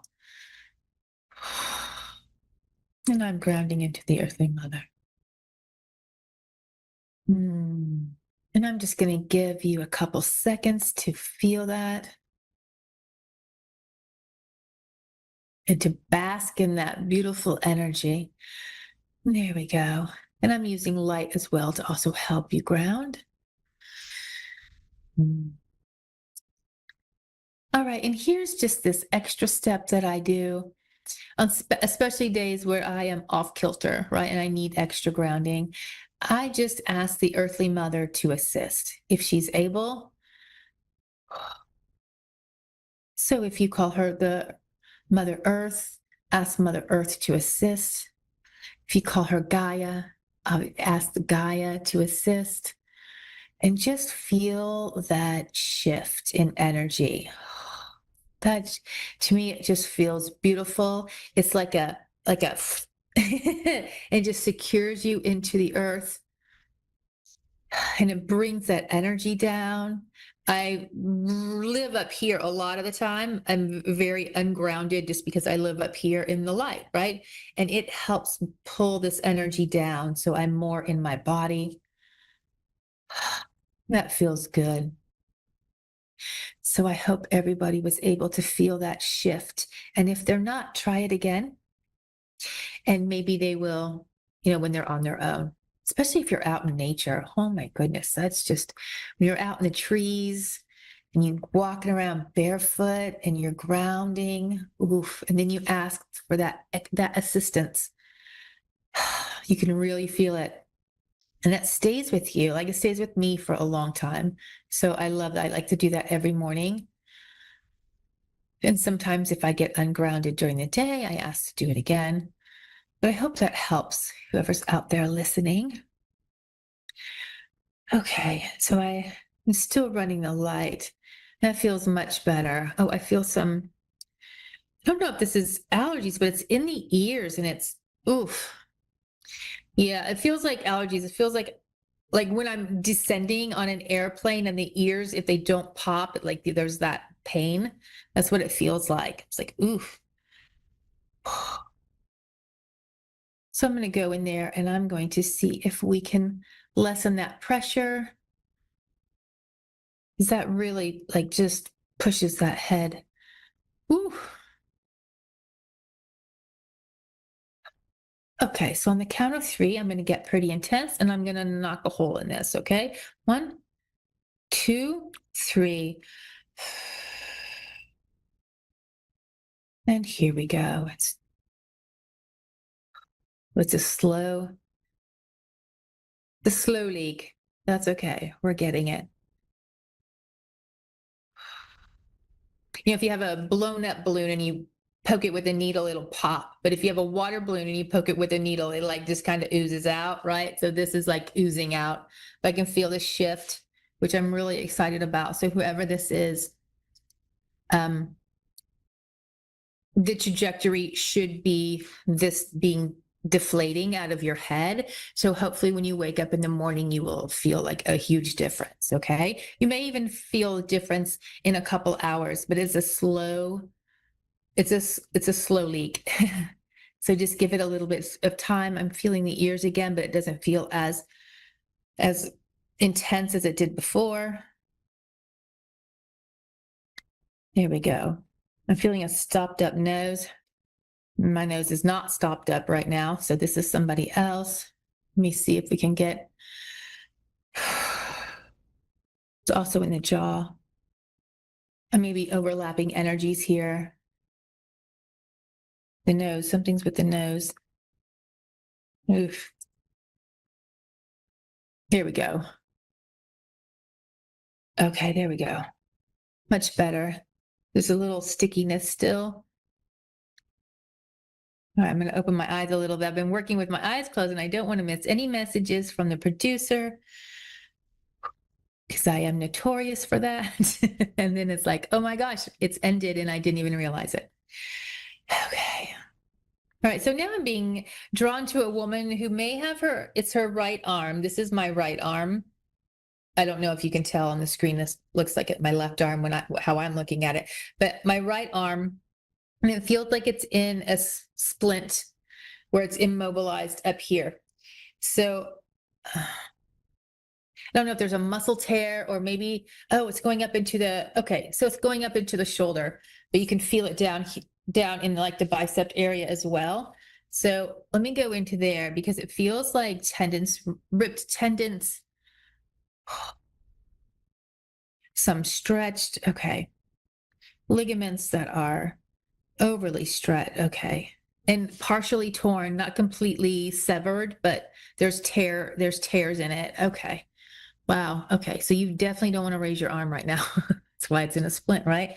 I also feel it going up through here. I'm going to get pretty intense on that.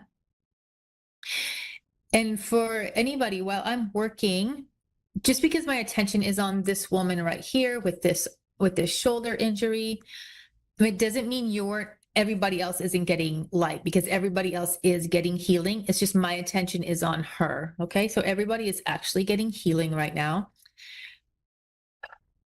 And I'm going to get pretty intense on this shoulder.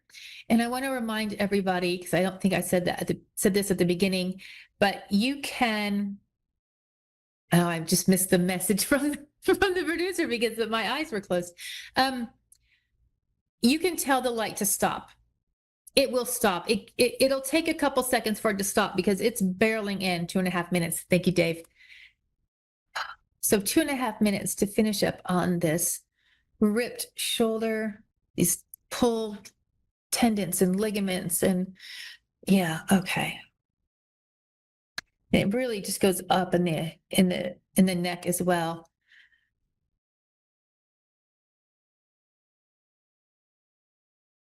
All right. So remember, if you change your mind for any reason, or if it gets a little too intense, you can tell the light to stop. It will read your intention. I'm getting back up here in the jaw from the previous person I was tuned into. Okay. So I don't know who this is, but if you are familiar with silica is so good for healing, so it says Anthony Williams. It's in a lot of the the supplement people. Like silica is so good at healing these soft tissues and bones, really. If you break a bone, amazing. And you can get silica from nettle. You can get silica from horsetail. You can just order silica. I drink it every day. But that will help this healing process. And you'll be astonished how quickly this will be. Please, over the next few days, while this healing is happening, I have 60 seconds left. If it starts feeling better, don't move it. Oh, you still give this work 5 days, okay? Especially the first 3 days. It should start feeling better every day, but give it time to work. The first 3 days will be pretty intense, and then the last 2 days of the 5 days, it will probably start feeling a lot better, but you're gonna continue to feel the energy. If you're sensitive to feel the energy, you're gonna continue to feel the energy, especially the first 3 days. The second 2 days, probably not so much, but it'll still be healing. And then, obviously wait. You don't want to use it until after that healing is ready. Okay. And obviously consult with your doctor first. That's most important, right? Okay. But you should notice a big difference, especially after 3 days.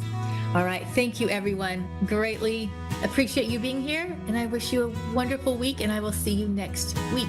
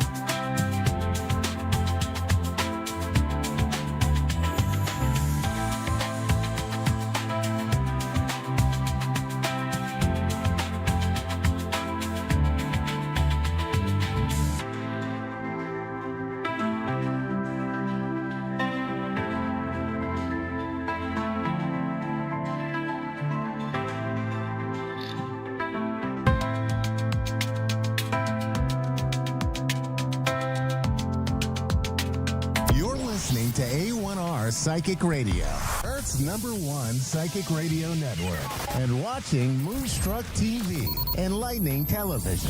Welcome. Time for Stellar Parenting with Brandy Kahn. Live from brandycon.com. Connect direct. In North America, dial 888-454-2751. In London, 20-3519-2158. In Sydney, dial 02-8488-3147. Or online, contact us through our Facebook page, facebook.com/psychic radio. Or one of our websites, askoneradio.com or moonstruck.tv. This is Stellar Parent on A1R, the Ask One Radio Network. Happy Tuesday, everyone. Welcome to Stellar Parenting. And thank you to each one of you for being here. I'm your host. I'm Brandy Kahn.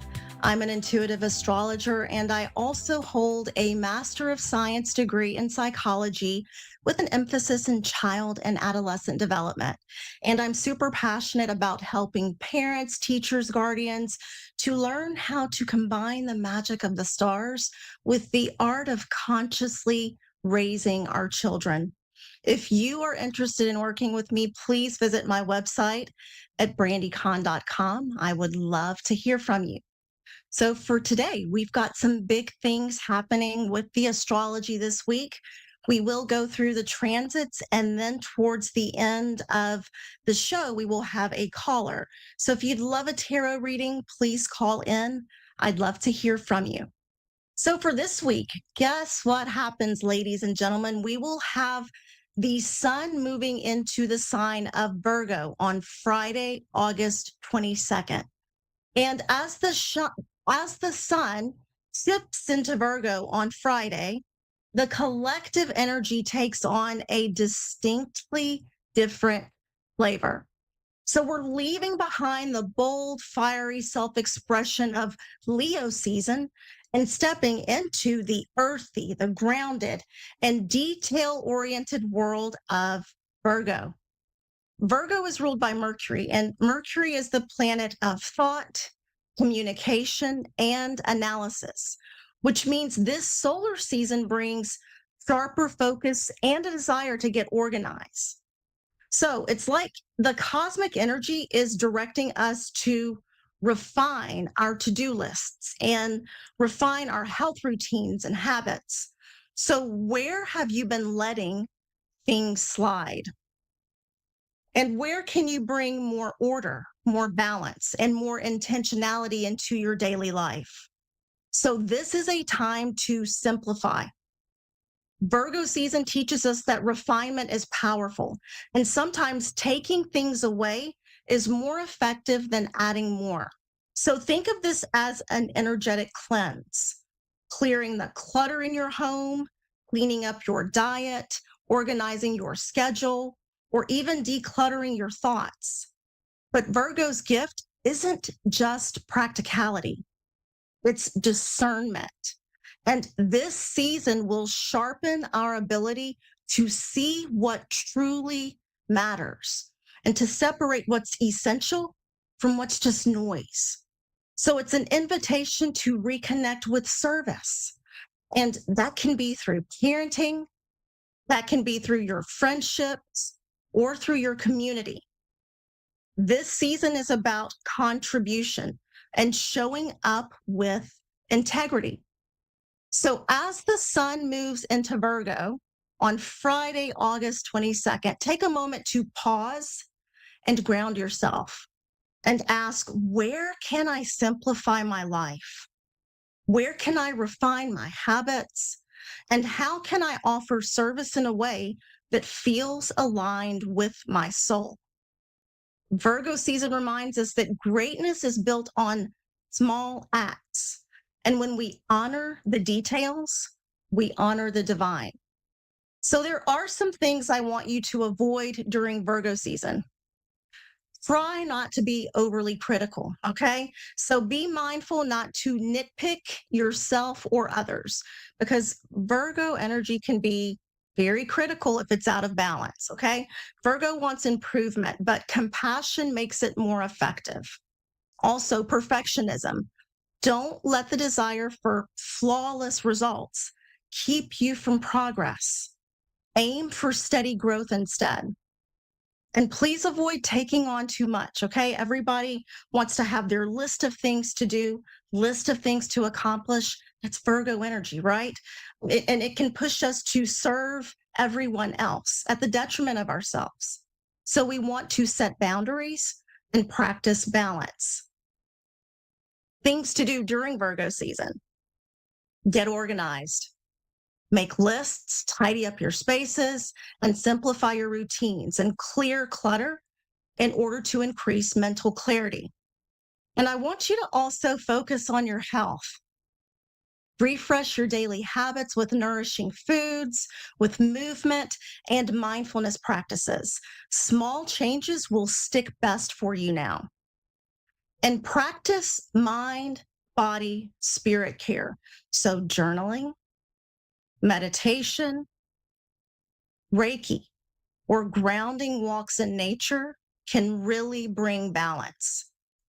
And Virgo season is all about balance. It's about finding order without rigidity and giving service without self-sacrifice and improvement without perfectionism.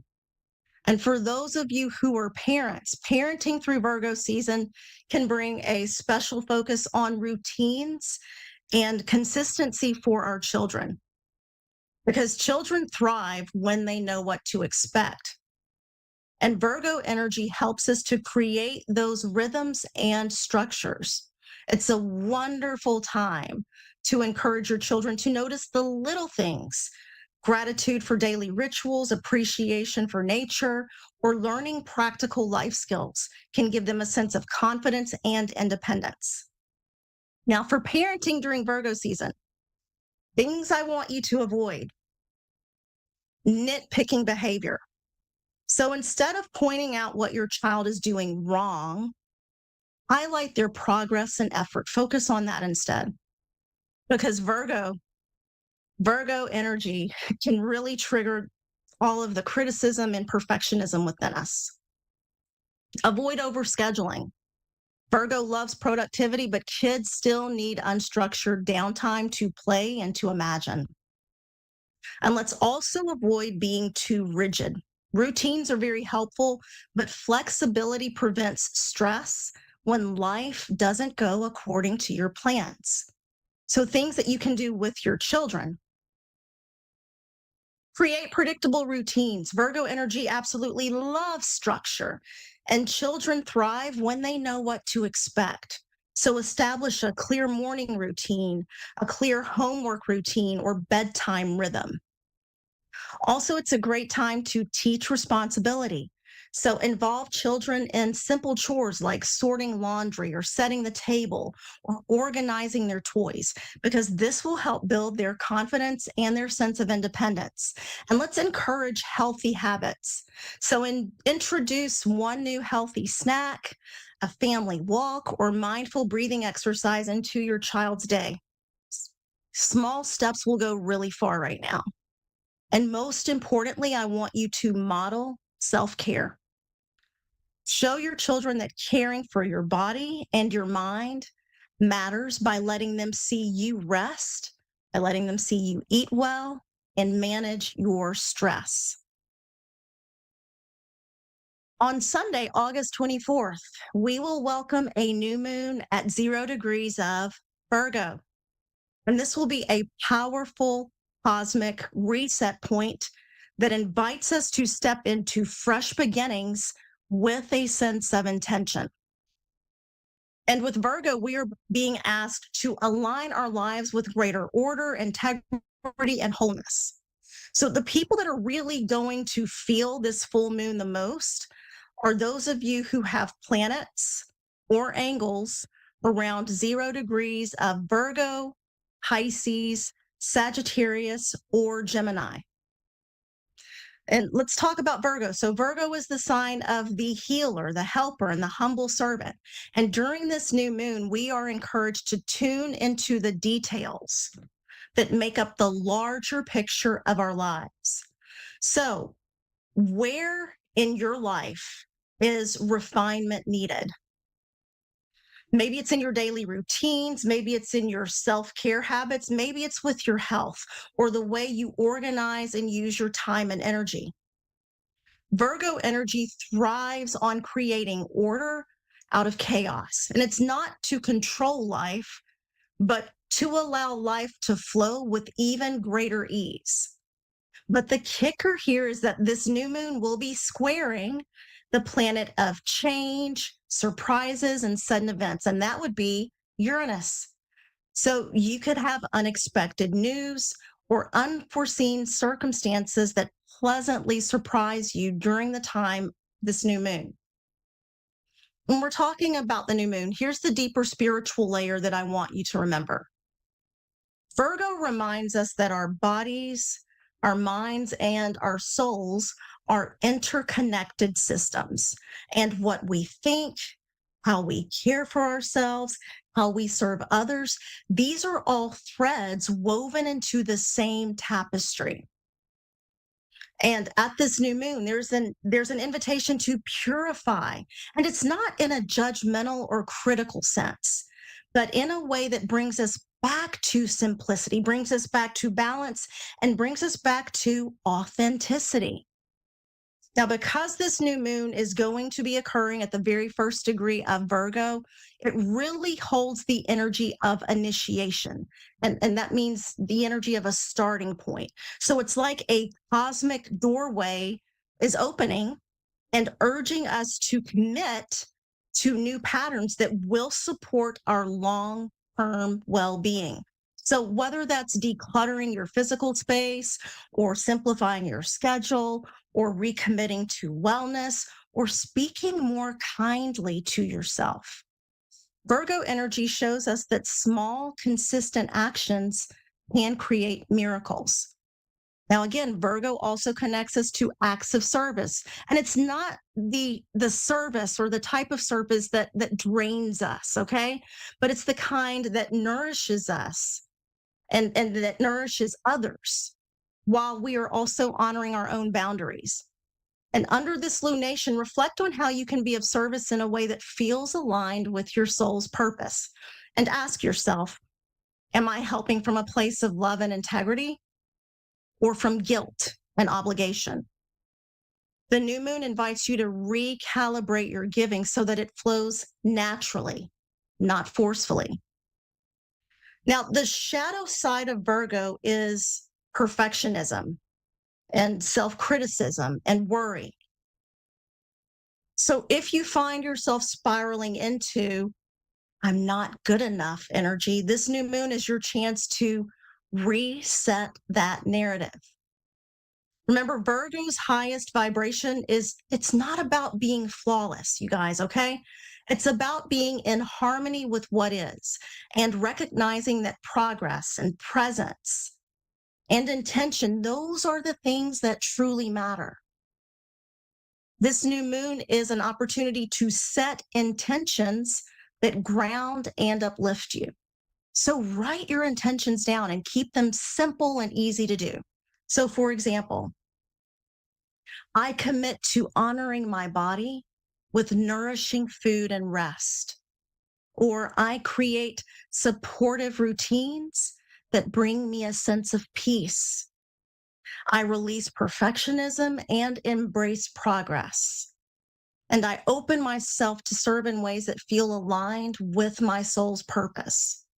So the new moon at 0 degrees of Virgo, it's like a reset for our minds, our bodies, and our spirits, okay? It whispers to us that wholeness doesn't come from chasing perfection.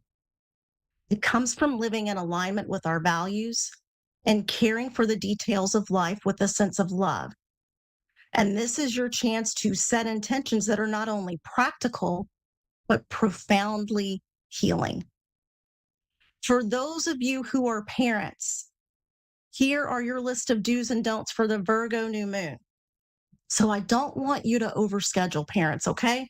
Resist filling every moment with activities and leave some breathing room for your children, breathing room so that they can rest and play. And try not to criticize. Try not to criticize their small mistakes. because Virgo energy can be very critical, can be very nitpicky. So instead, let's frame mistakes as opportunities to learn and try not to ignore your child's emotional needs.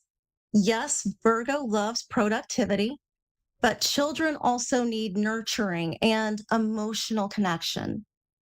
And try not to model self criticism. So children pick up really quickly on your inner dialogue. So show them how to practice self kindness.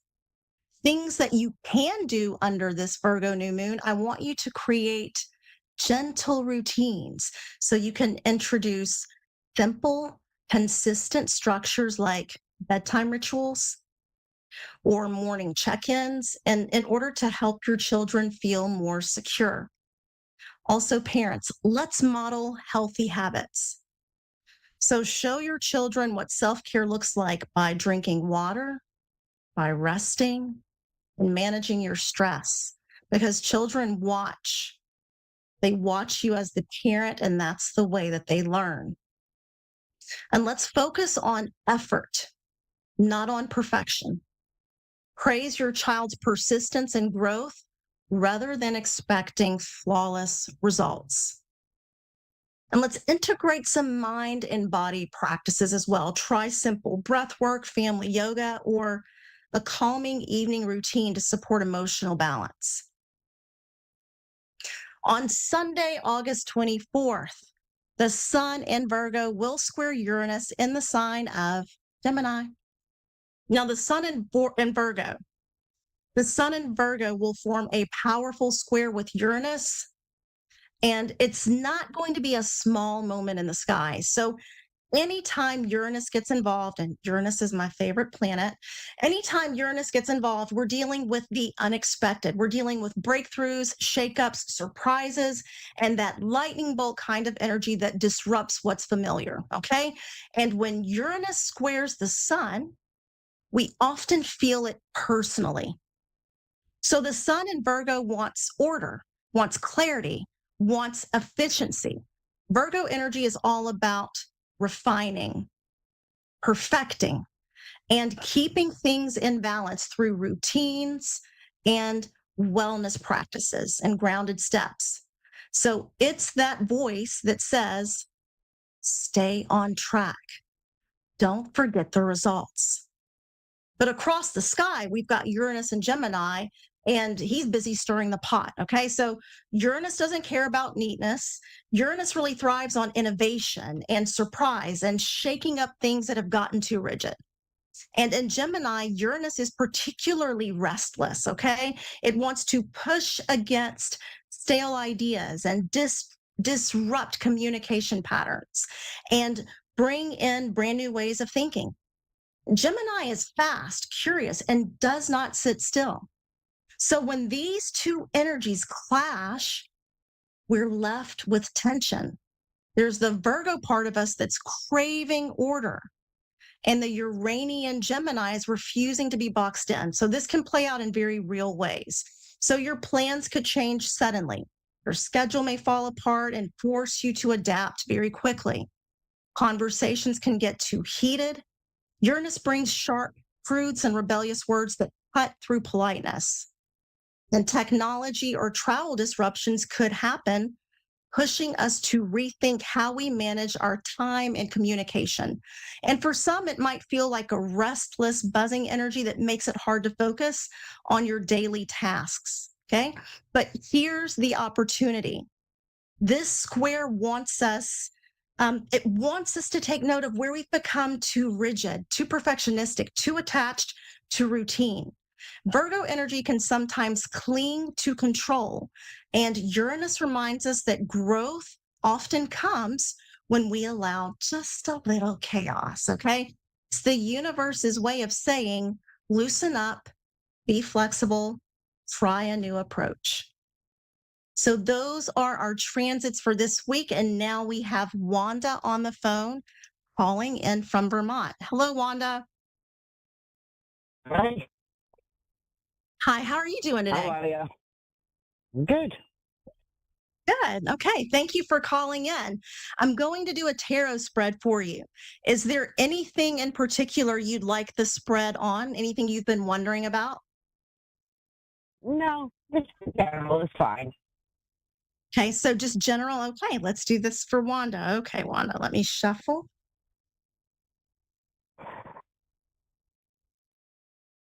And I had a card pop out. That's never really happened before. I'll just tell you, the Eight of Wands. So I know that something is either happening quickly or going to happen very, very quickly for you. Let's see what else we've got.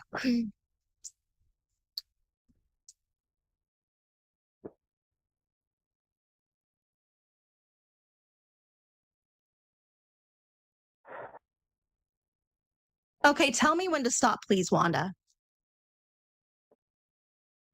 Okay. Okay, here we go.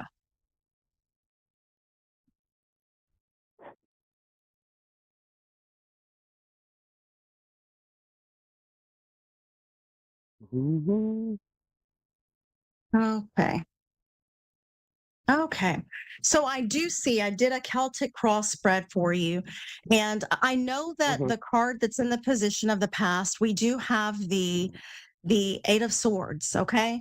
Now with the Eight of Swords, usually it usually means that someone has a pattern of thinking or maybe some limiting beliefs that may have been very restrictive for them. But many times, a lot of the restrictions and limitations, they were things that we kind of imagined were bigger than they actually were. Does this make sense for you? Yeah. Dealing with limiting thoughts, difficult beliefs, that makes sense, Wanda? Yes, it does. Okay. And right now, is there an invitation? I've got the Page of Cups here. Usually I'll get that if there's an invitation or someone has invited you to go somewhere, or there's a new relationship or an announcement that has just been made or you're thinking about making. Does that make any sense for you? Um,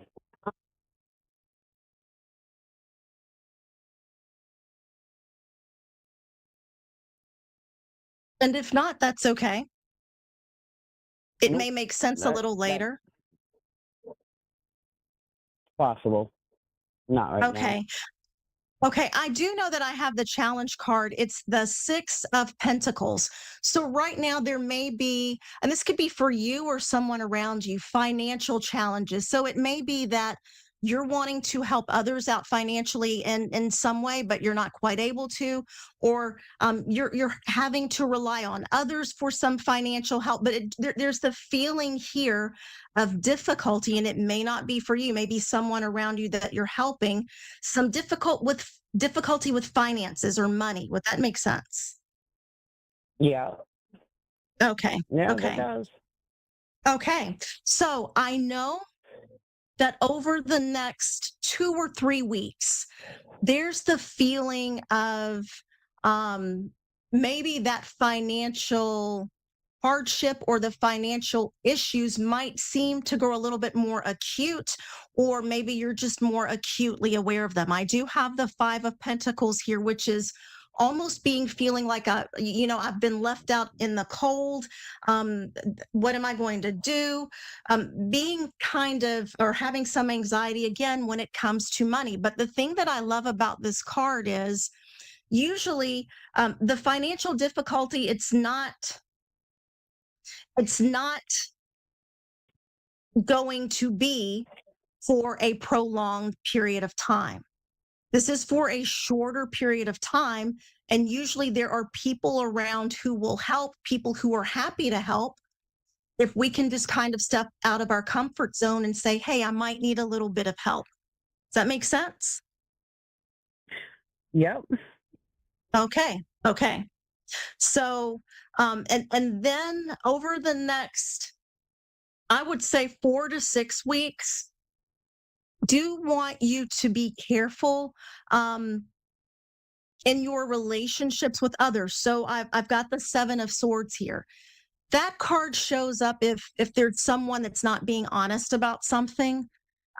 someone who's trying to hide the truth, or it could be, sometimes it might point to us, which I don't get the feeling that it's pointing to you. I do feel like this would be someone that you are connected to, okay, either through a friendship, relationship, or even at work, okay?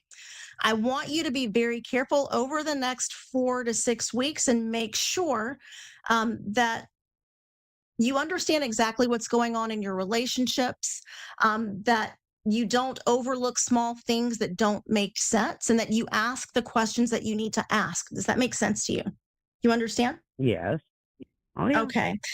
Because one of your deepest fears I have right here in the hopes, dreams, wishes, and fears position, the 10 of Swords. So this is almost like betrayal, being stabbed in the back. Would that make sense that that's a fear of yours? Oh, yeah. That's a common occurrence. Yeah. Okay. So that is something I want you to watch out for. But the beautiful thing that I love about your spread is you're going through a powerful process of transformation. And sometimes when we're going through transformation, it doesn't feel the best all the time, okay? But you are going through a powerful process of transformation. There may be things about you that are changing, things about your environment that are changing, or things about your relationships that are changing. Understand? Yes. Okay. But the outcome card I absolutely love. We've got the Ace of Pentacles. So Wanda, you have the potential for something new and wonderful to come to you. This could be a job. This could be a home. This could be material possessions. But I love the Ace of Pentacles because there's the potential for something new and fabulous to come. All right. Okay. Oh, yeah. And the last thing that I'll add, we do have in the answer position the 5 of Wands, which can show some conflict, some fighting, some disagreements. And usually it can be with people at work or just people in the family around. Okay. So watch out for that. That may be going on right now. If it's going on right now, I would say really to lean more into this transformation that you're going to and to step away from drama. Okay. Oh, yeah. Okay, great, Wanda. Well, thank you so much for calling in. We're at the end of the show, so thank you. Thank you very much. You have a great day now. You too. Ladies and gentlemen, that concludes our show for today. And as I tell you each week, the stars may guide us, but we hold the power at the end of the day to shape our destiny. So keep radiating your light, keep shining bright, and I'll see you back here again next week. Have a fabulous week.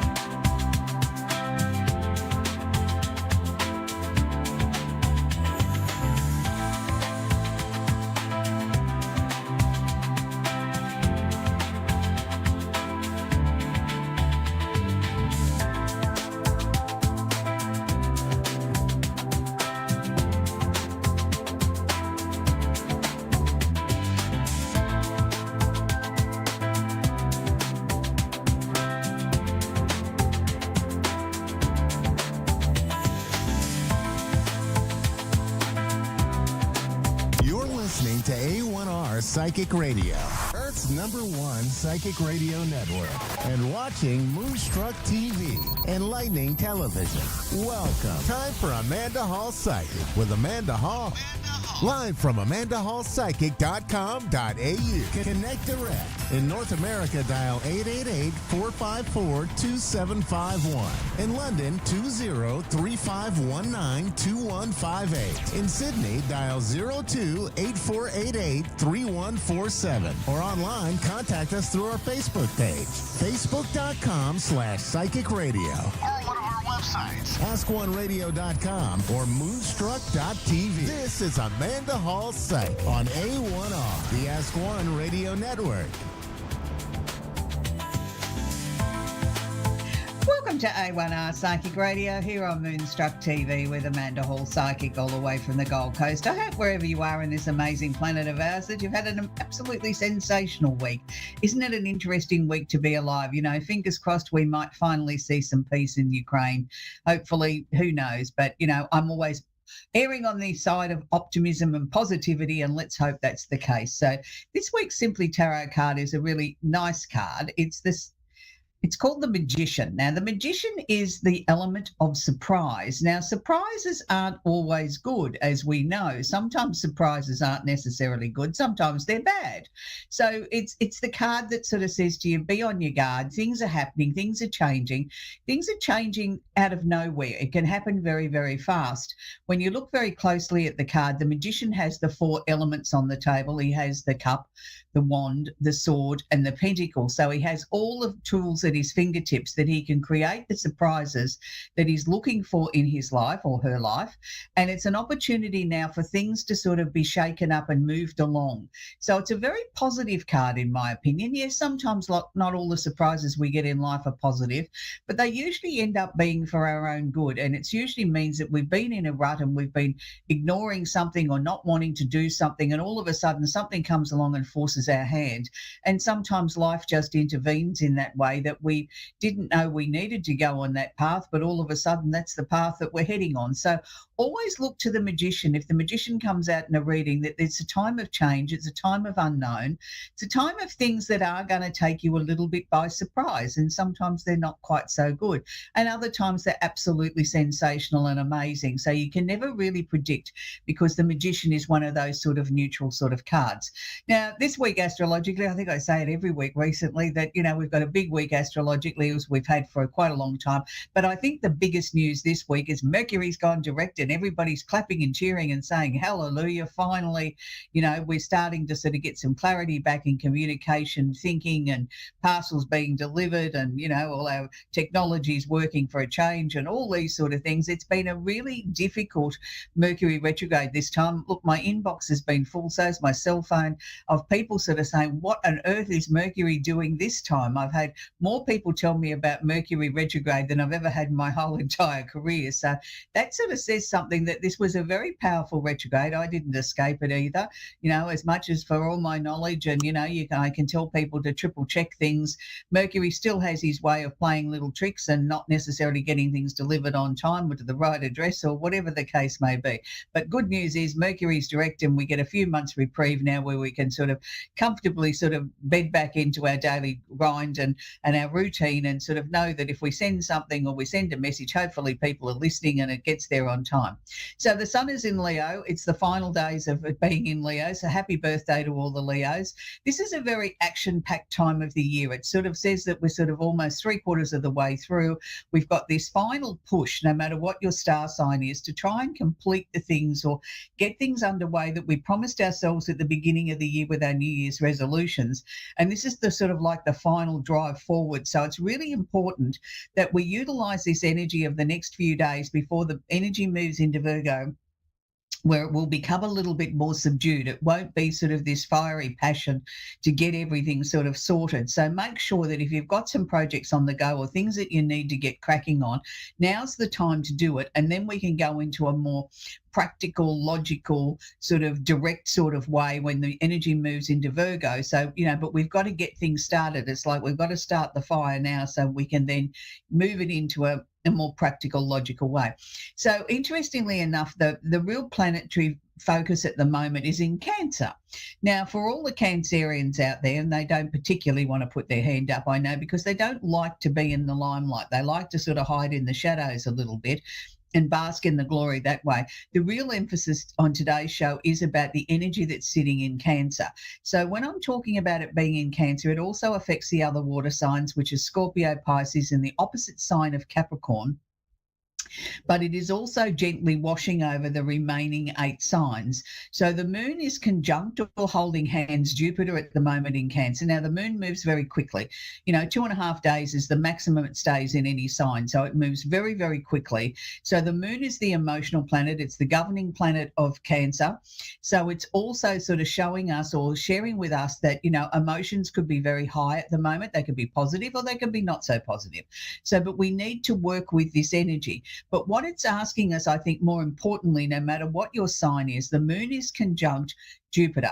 Now, Jupiter is the planet of expansion, opportunity, new directions in our lives, getting new projects off the ground. So this to me says, focus on the things that you're passionate about. Focus on the things that you are emotionally connected to. This is the time to put the emotion, the passion into getting something off the ground. It also handles very well with what I just spoke about with, the sun being in Leo. It's like we've got, the balance of the yin and the yang at the moment. No matter what your star sign is, if you're trying to get something off the ground, now is the time to push it. Now is the time to sort of set it in motion and try and get everything moving as quickly as you possibly can. We may not be able to get completion phases yet, but we can certainly start things and we can certainly start to move things along. Now, with it being in Cancer, Cancer is a water sign, obviously, but it's also showing us that we need to listen to our intuition. We need to listen to what our gut feeling is telling us and to move things along in that sort of way. And if it feels right, then do it. If it feels not quite so right, then look at the reasons why it doesn't feel right. There may be parts of the decision or the choices or the action that you need to take that you can put into action, and there might be other parts that you need to leave for another day. So let your intuition, let your gut feeling give you the guidance here of how fast we push, how much we push, or whether it's time to sort of actually act or not.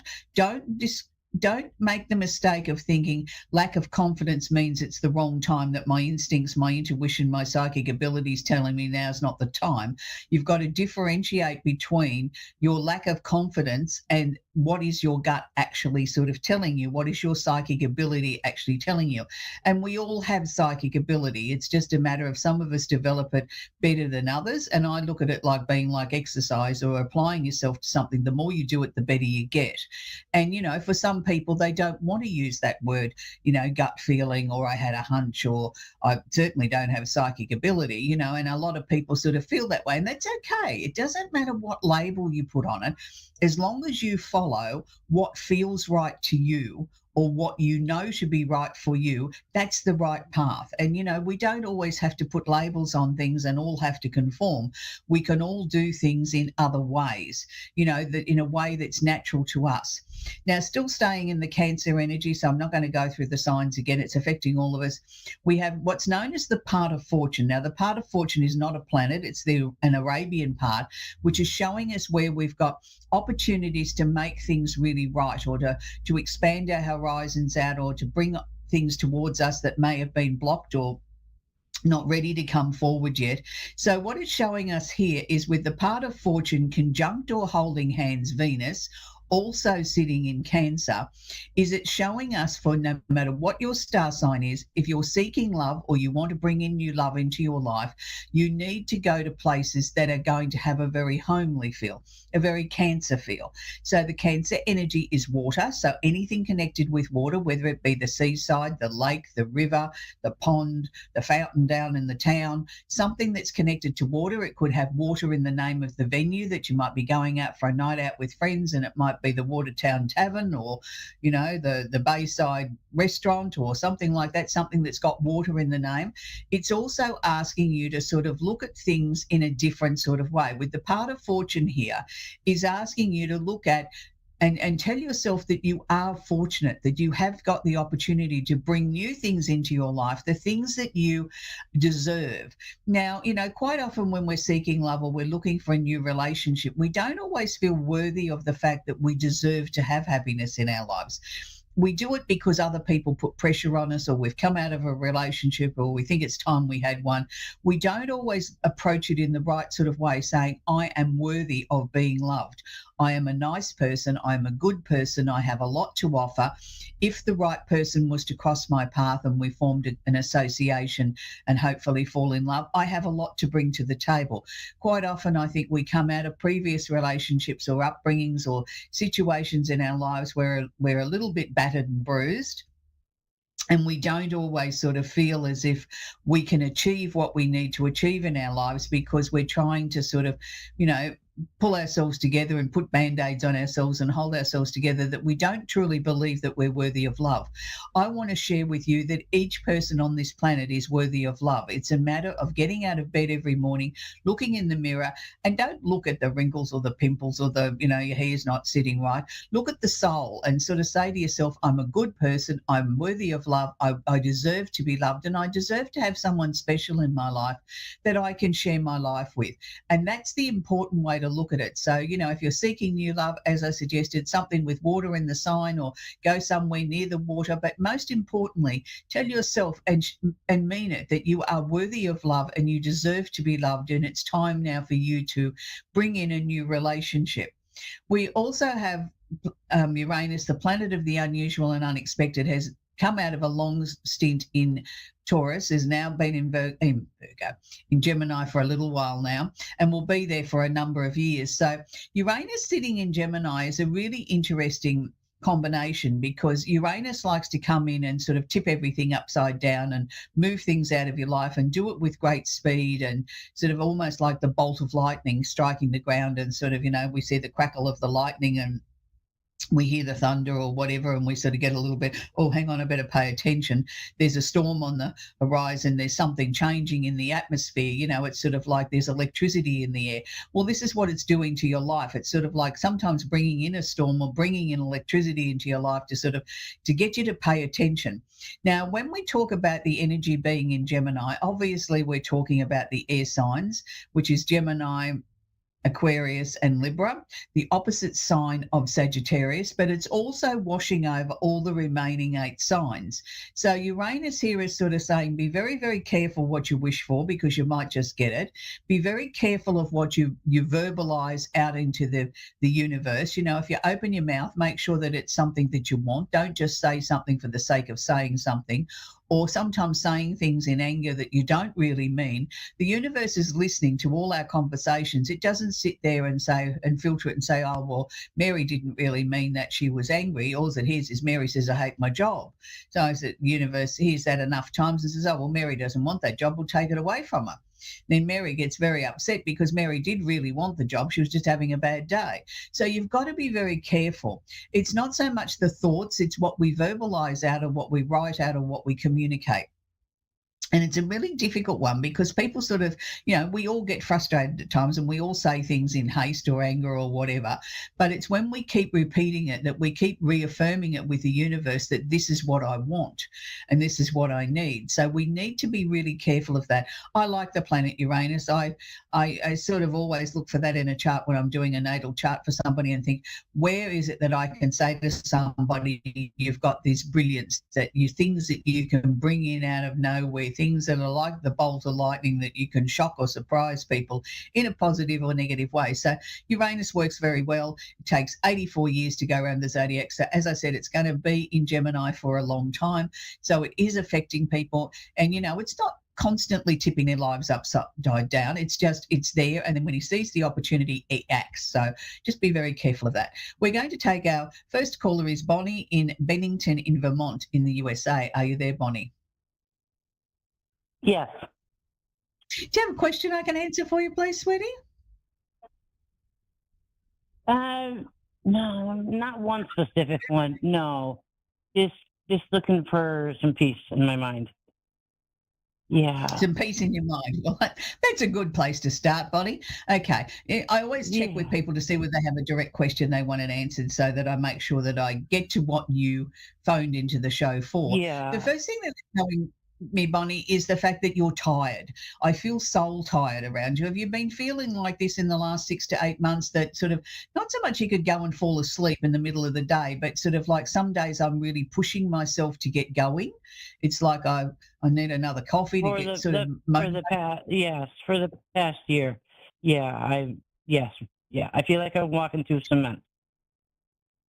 Yeah. And to me, they were showing me, particularly from the last 8 months, it was sort of like that was when I think it really started to ramp up. It may have been building up from that point from the last 12 months. Well, I'm pleased to say that that's not going to be the case for much longer. That energy is slowly starting to wind down now. Not that at the point that you'd probably notice it today, but you'll look back in a few months' time and say, oh, yeah, well, I could see where, I really started to get a little bit more energy. I didn't wake up one morning and all of a sudden I was raring to go. This was really important, that the energy was made you to slow down, Bonnie, because I feel that you're normally a high octane sort of person. You don't give yourself the opportunity to slow down. You don't say to yourself, I'm allowed to have a rest. You're either at top speed or you stop.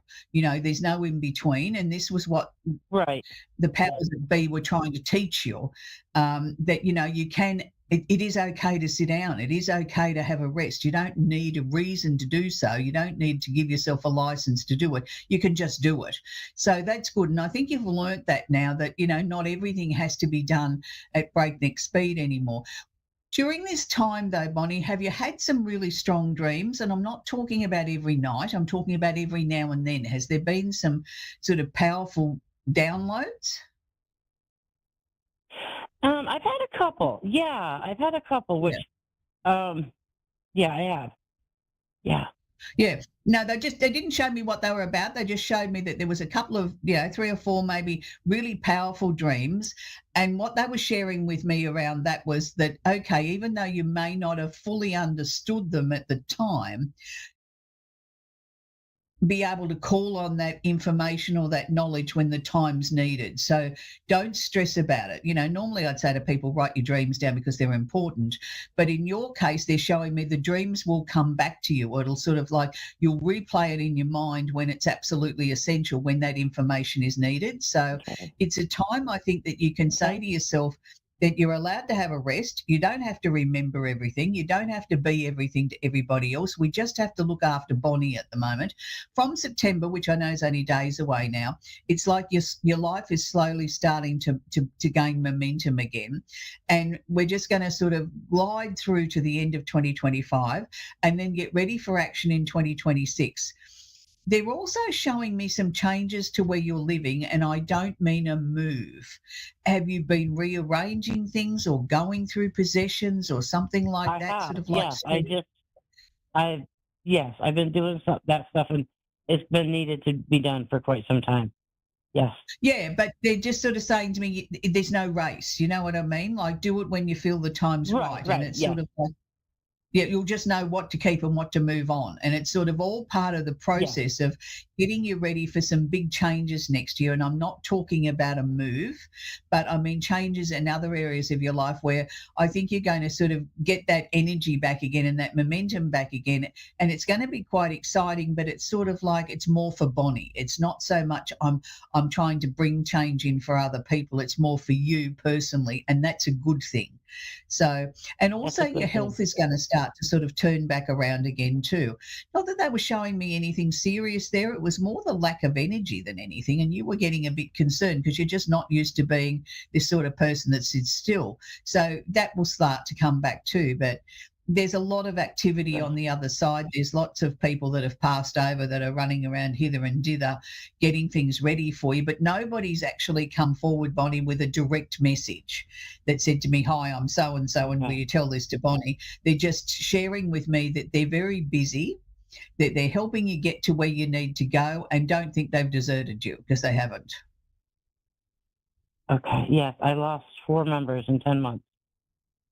Right. I lost okay. the whole family in a 10-month period. Yes. Well, that's a lot for anybody to deal with, Bonnie. But let me assure you, Yeah. they all seem to be happy and busy on the other side, and they're not Good. giving me anything in specific to share with you other than they're very busy working on your life, helping you get to where you need to go.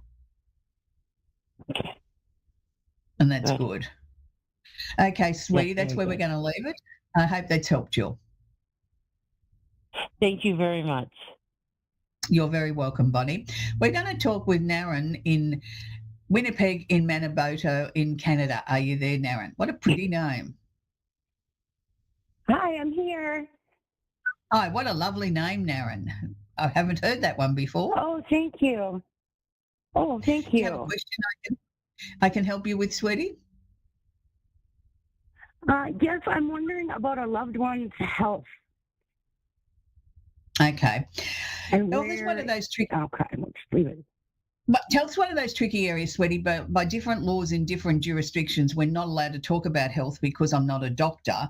But I can look at it on an energetic level. If you share with me that person's first initial, please, Naren. The first initial is D. D. Okay.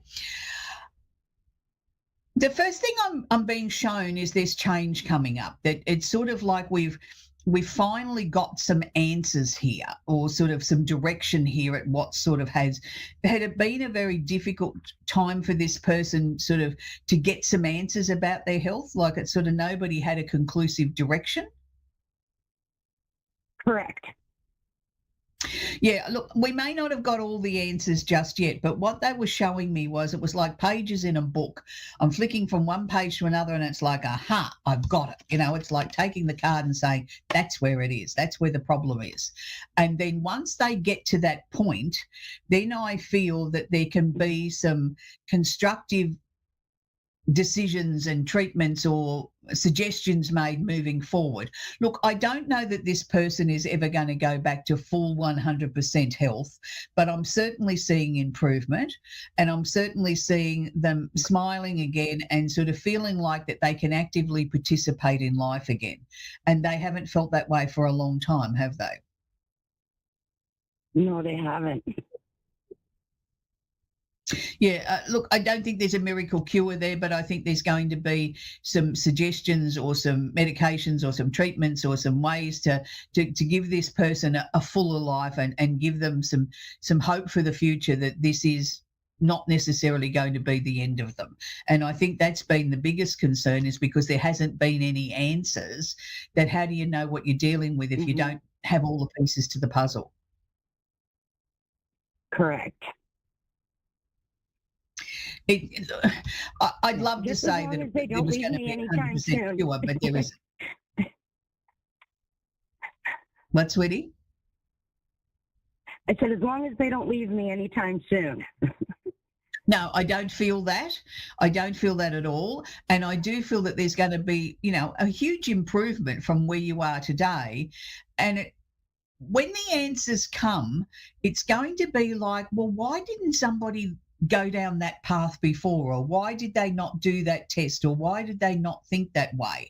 It sort of seems pretty obvious, but yet with everything that this person's gone through with their different, symptoms, the pieces didn't fit together like a jigsaw puzzle. It's like they fitted in 4 different puzzles, not just one. And that's why I think everybody's been scratching their head trying to work out what it was. It may not have just been one condition. It may have been a crossover of a number of things, if that makes any sense. It does. But I don't see them going anywhere soon. And, I see lots of celebrations and happy times and balloons and birthday cakes and things like that, not just a cake. I saw cakes with an S, so around this person. So I'm taking that they're going to be here for a very long time. Good. Thank you. Yeah, and it's time now for you, Naren, to start looking after you a little bit too. They were showing me that you are, physically, emotionally, and soul tired as well. And it's like I want to give you a shot of adrenaline to sort of give you some energy. Like it's taken its toll on you with everything that's been going on. And I'm not saying that you wouldn't willingly do it over and over and over again. You would, but they're now showing me now you've got to start to look after you a little bit too. It is okay to say I'm tired, that I'm going to just sit down for 5 minutes, or I'm going to watch a movie, or you know what I mean. You don't always have to be that person that is on top of everything. If the house needs dusting, so what? It'll be there tomorrow. You know what I mean? Like give yourself, I do. allow yourself to be. Yeah, look, I had an uncle that's passed over that had a beautiful saying, and he used to say to me, you don't disturb the layers of history by dusting. That was his answer to housework. And I thought that was really beautiful. I adopted that because I was one of those people that was always running around with the duster and the vacuum cleaner and the mop and whatever. And when he shared that with me, I thought, you're right. There's more to life than running around with a duster. Absolutely.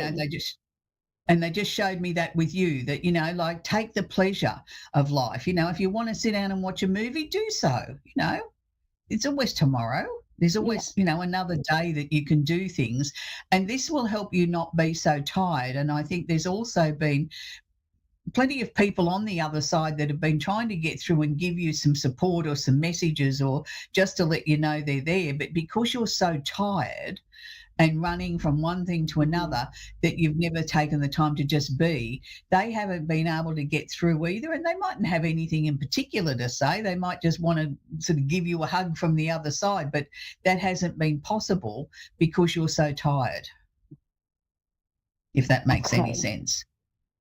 Yeah. Okay, Naren, that's where we're going to leave it, sweetie. I wish you well, and I know that there's plenty more birthday cakes to come. Oh, thank you. You're very, very welcome. It's always lovely when we talk to people from around the world, and everybody has a different journey and a different story to share with us.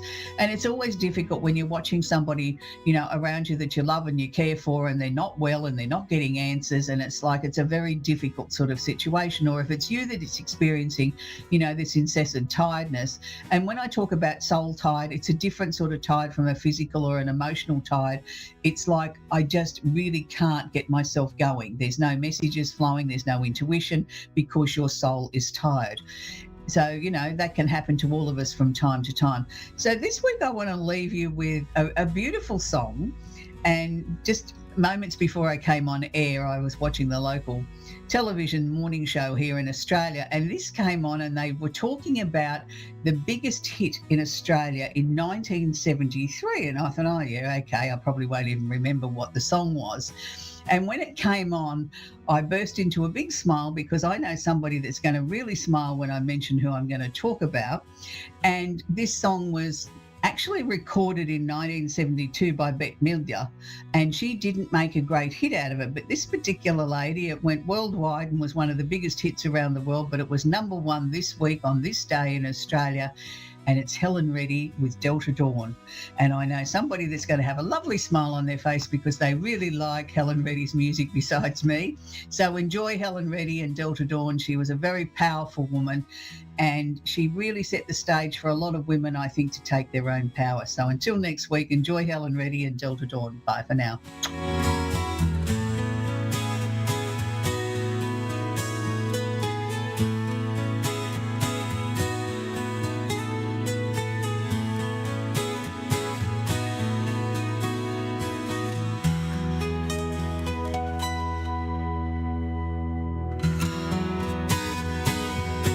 Moonstruck. And now back to A1R on the air, Psychic Talk Radio, now on Moonstruck TV, enlightening television.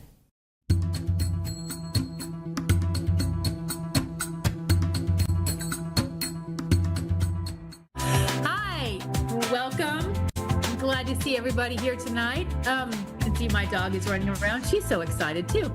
I'm sorry, the producer is so funny. So I was laughing as you came on because it's hilarious. Anyway, I know last week I said I was going to take a caller, but I got some feedback this week, and people are wanting the healing. So, and I also, it's such a condensed time. I don't think I would give the caller the attention that they need, although I'm still open to it. I'm just maybe down the road a little bit, we will. Just I want to make sure that they get the attention that they need, and I don't know if I can in that condensed time. But real quick, this Saturday, if you are interested in working more directly with me, I am doing a live event Saturday the 28th at noon Eastern time, so 12 o'clock p.m. Eastern time. I will be doing a live event. You can go to my website, robinchaney.com, and get your tickets there. They are $25 plus fees. So, all right. So it's